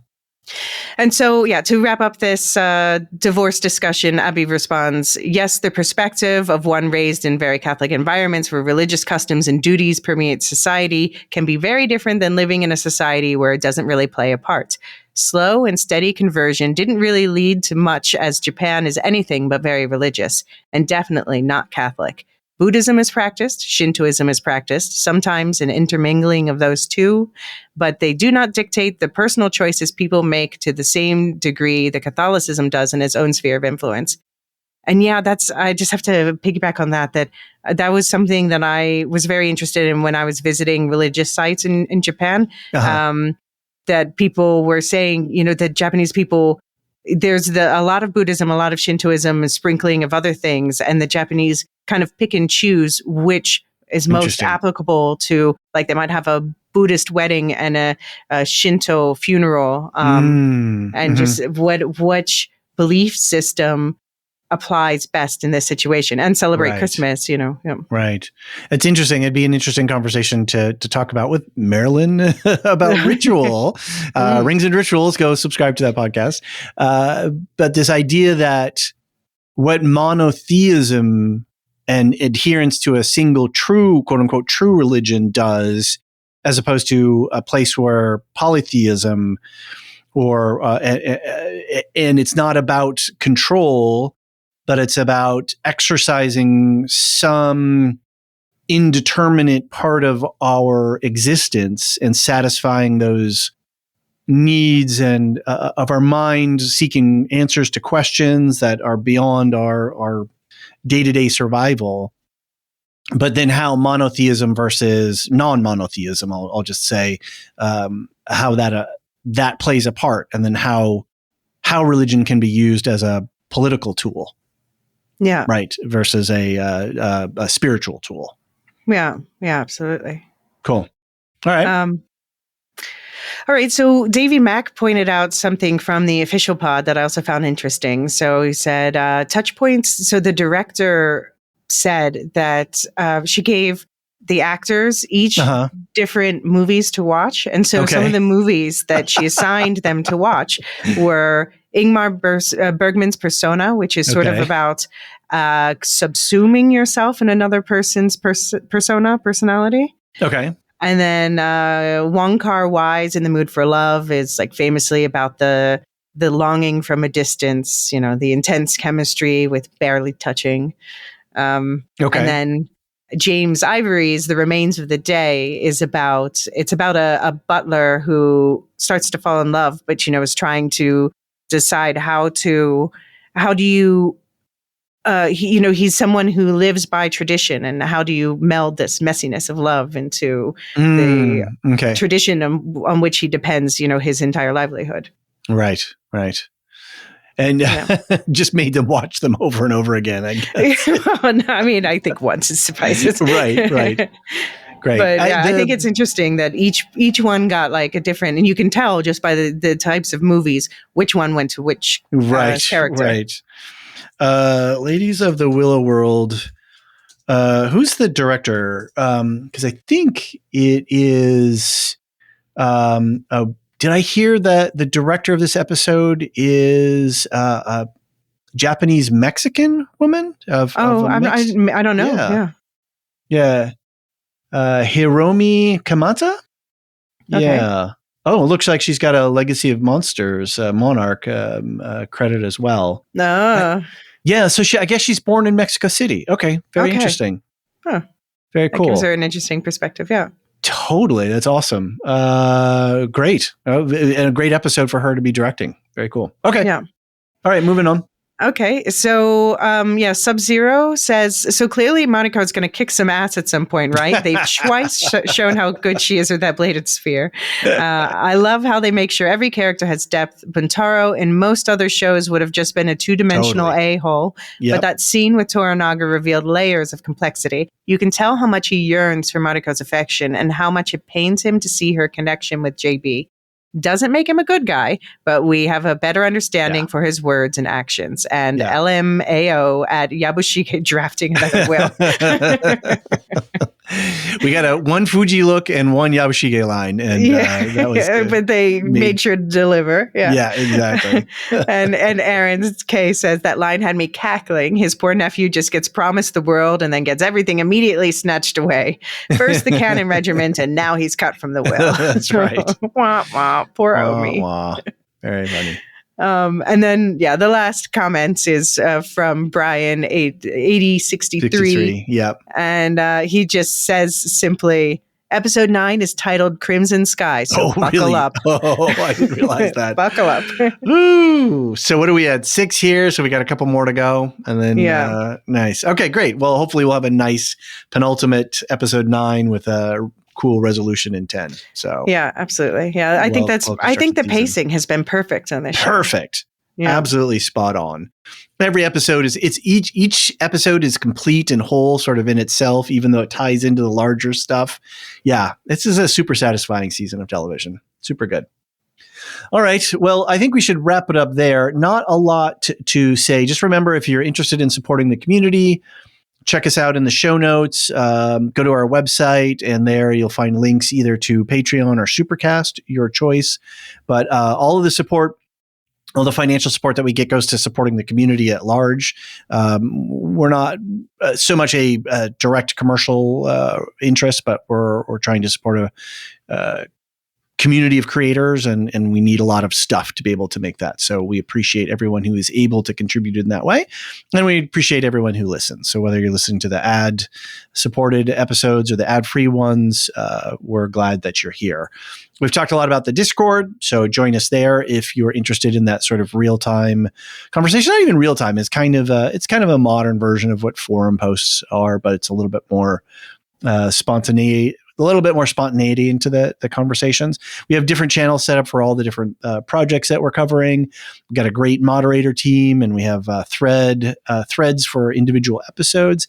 If you need any help when you get there, just shout out. And there's a lot of great folks there. It's a really supportive community, and they will get you sorted out.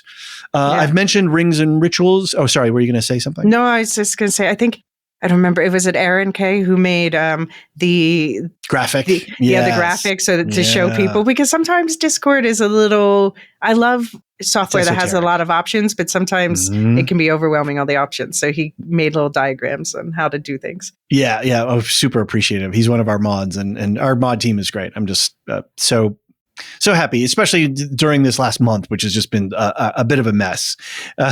Not a mess, but it's just real life has intruded, has made itself known. And so just to know that our community can manage and run itself is really great. It really says a lot about the people that we've attracted to this. Anyway, Rings and Rituals. Go listen to it. Go subscribe to it. Go listen to it now. Marilyn and Dr. Sarah Brown talk about the rituals that we find in the first season of Rings of Power, which we haven't heard yet, but I think it's going to come this year, but we'll see. But it's a really great conversation and breakdown about how important ritual is into our lives. Modern Perfect and for a rewatch or not. Absolutely. Yeah. Elysia, what are you up to? Do you have anything that you want to talk about? So in We'll Shift Dust, we are looking ahead to the Beacon 23 season 2. So watch out for. I just dropped an episode where we do some previewing, but there's going to be another episode coming out early this week with some more preview thoughts plus an interview with Hugh Howey. Oh, fun. How was that? That was a really interesting discussion. So I can't wait to share that with everyone. Okay. And then, of course, we are plowing ahead with the Dune content there, just at a slower pace. Okay. Because life. And then the other big project in the short term is watch out at the end of April, early May for the Star Wars Complete Canon Timeline podcast to launch. And so that we're going to line things up a little bit, give you some backstory going into the Acolyte, which we'll cover on a week-by-week basis, and then continue to cover the entire Star Wars story as it stands in canon timeline order. That's a massive project. Yes. I've been planning it for ages. All right. Yes, you have. I remember you talking about this back in the day, back when we first started talking. Cool. Sounds exciting. Okay. Yeah, very exciting. Properly Howard movie review. They're on a break, but they have plans. I know that they have a season concept already, and then we're just waiting for Severance season 2, and then we're going to do a 4-way on that. We are way off for Lorehounds on our internal programming. This month has been a bit topsy-turvy. But hang in there. A Halo episode is going to come. I think we've abandoned Last Airbender. I don't know that that's going to happen. I want to cover that one. Okay, well, you can. Definitely. We do have Earthsea and Silmarillion stories still waiting in the wings, and Star Wars A New Hope for our Star Wars Film Festival. And John and I are talking about Doctor Who coverage. Ooh, okay. Very good. I like it. And I know that Anthony has some other conversations planned. I've got some ideas. So yeah, there's stuff there. Don't worry. We haven't gone away. We're just... we're on a back foot a little bit. We're just going to get ourselves onto a front foot so that we can cover Severance, House of the Dragon, Rings of Power, The Acolyte, The Boys, The Bear, all kinds of stuff coming this summer. It's going to be a hot summer, hot TV summer. All right, let's wrap. Summer, as my friend likes to say. I like that. I like it. Hot Nerd Summer. # Hot Nerd Summer. Okay. Shout outs, Discord server boosters, Opus the Machine, Gnarls, Aaron K, Tiller the Thriller, and Dork of the Ninjas. To our Lore Master top tier subscribers, we always like to give them a shout out as an acknowledgement for their support. Samartian, Mark H, Michael G, Michelle E, David W, Brian P, Nick W, SC, Peter O H, Bettina W, Adam S, Nancy M, Duve 71, Brian 8063, Frederick H, Sarah L, Gareth C, Eric F, Matthew M, Sarah M, DJ Miwa, Andra B, Kwang Yu, Deadeye Jedi Bob, Nathan T, Alex V, Aaron T, Sub-Zero, Aaron K, Dally V21, Gnarls, and forever last but never least, Adrian. Thank you all so very much for your support. Thank you to everyone who listens. Thanks to everyone who subscribe. Thanks to you, Elysia, for being the third leg of our tripod here for the Shogun coverage. I'm glad I get to talk about Shogun so much. Yeah. Be right back, and I go look up Naginata lessons. Awesome. Do they have those in Dutch Naginata? I actually have looked before I've always wanted to learn how to fight with like a staff like that. So, ooh, I like it. Very cool. All right. Well, we're definitely going to figure out what's going on next week, and I think we'll have some fun conversations when we do our season wrap up at the end of episode 10. And until then, we will see everybody next week for episode 7. The Lorehounds podcast is produced and published by The Lorehounds. You can send questions and feedback and voicemails at thelorehounds.com/contact. Get early and ad-free access to all Lorehounds podcasts at patreon.com/thelorehounds. Any opinions stated are ours personally and do not reflect the opinion of or belong to any employers or other entities. Thanks for listening.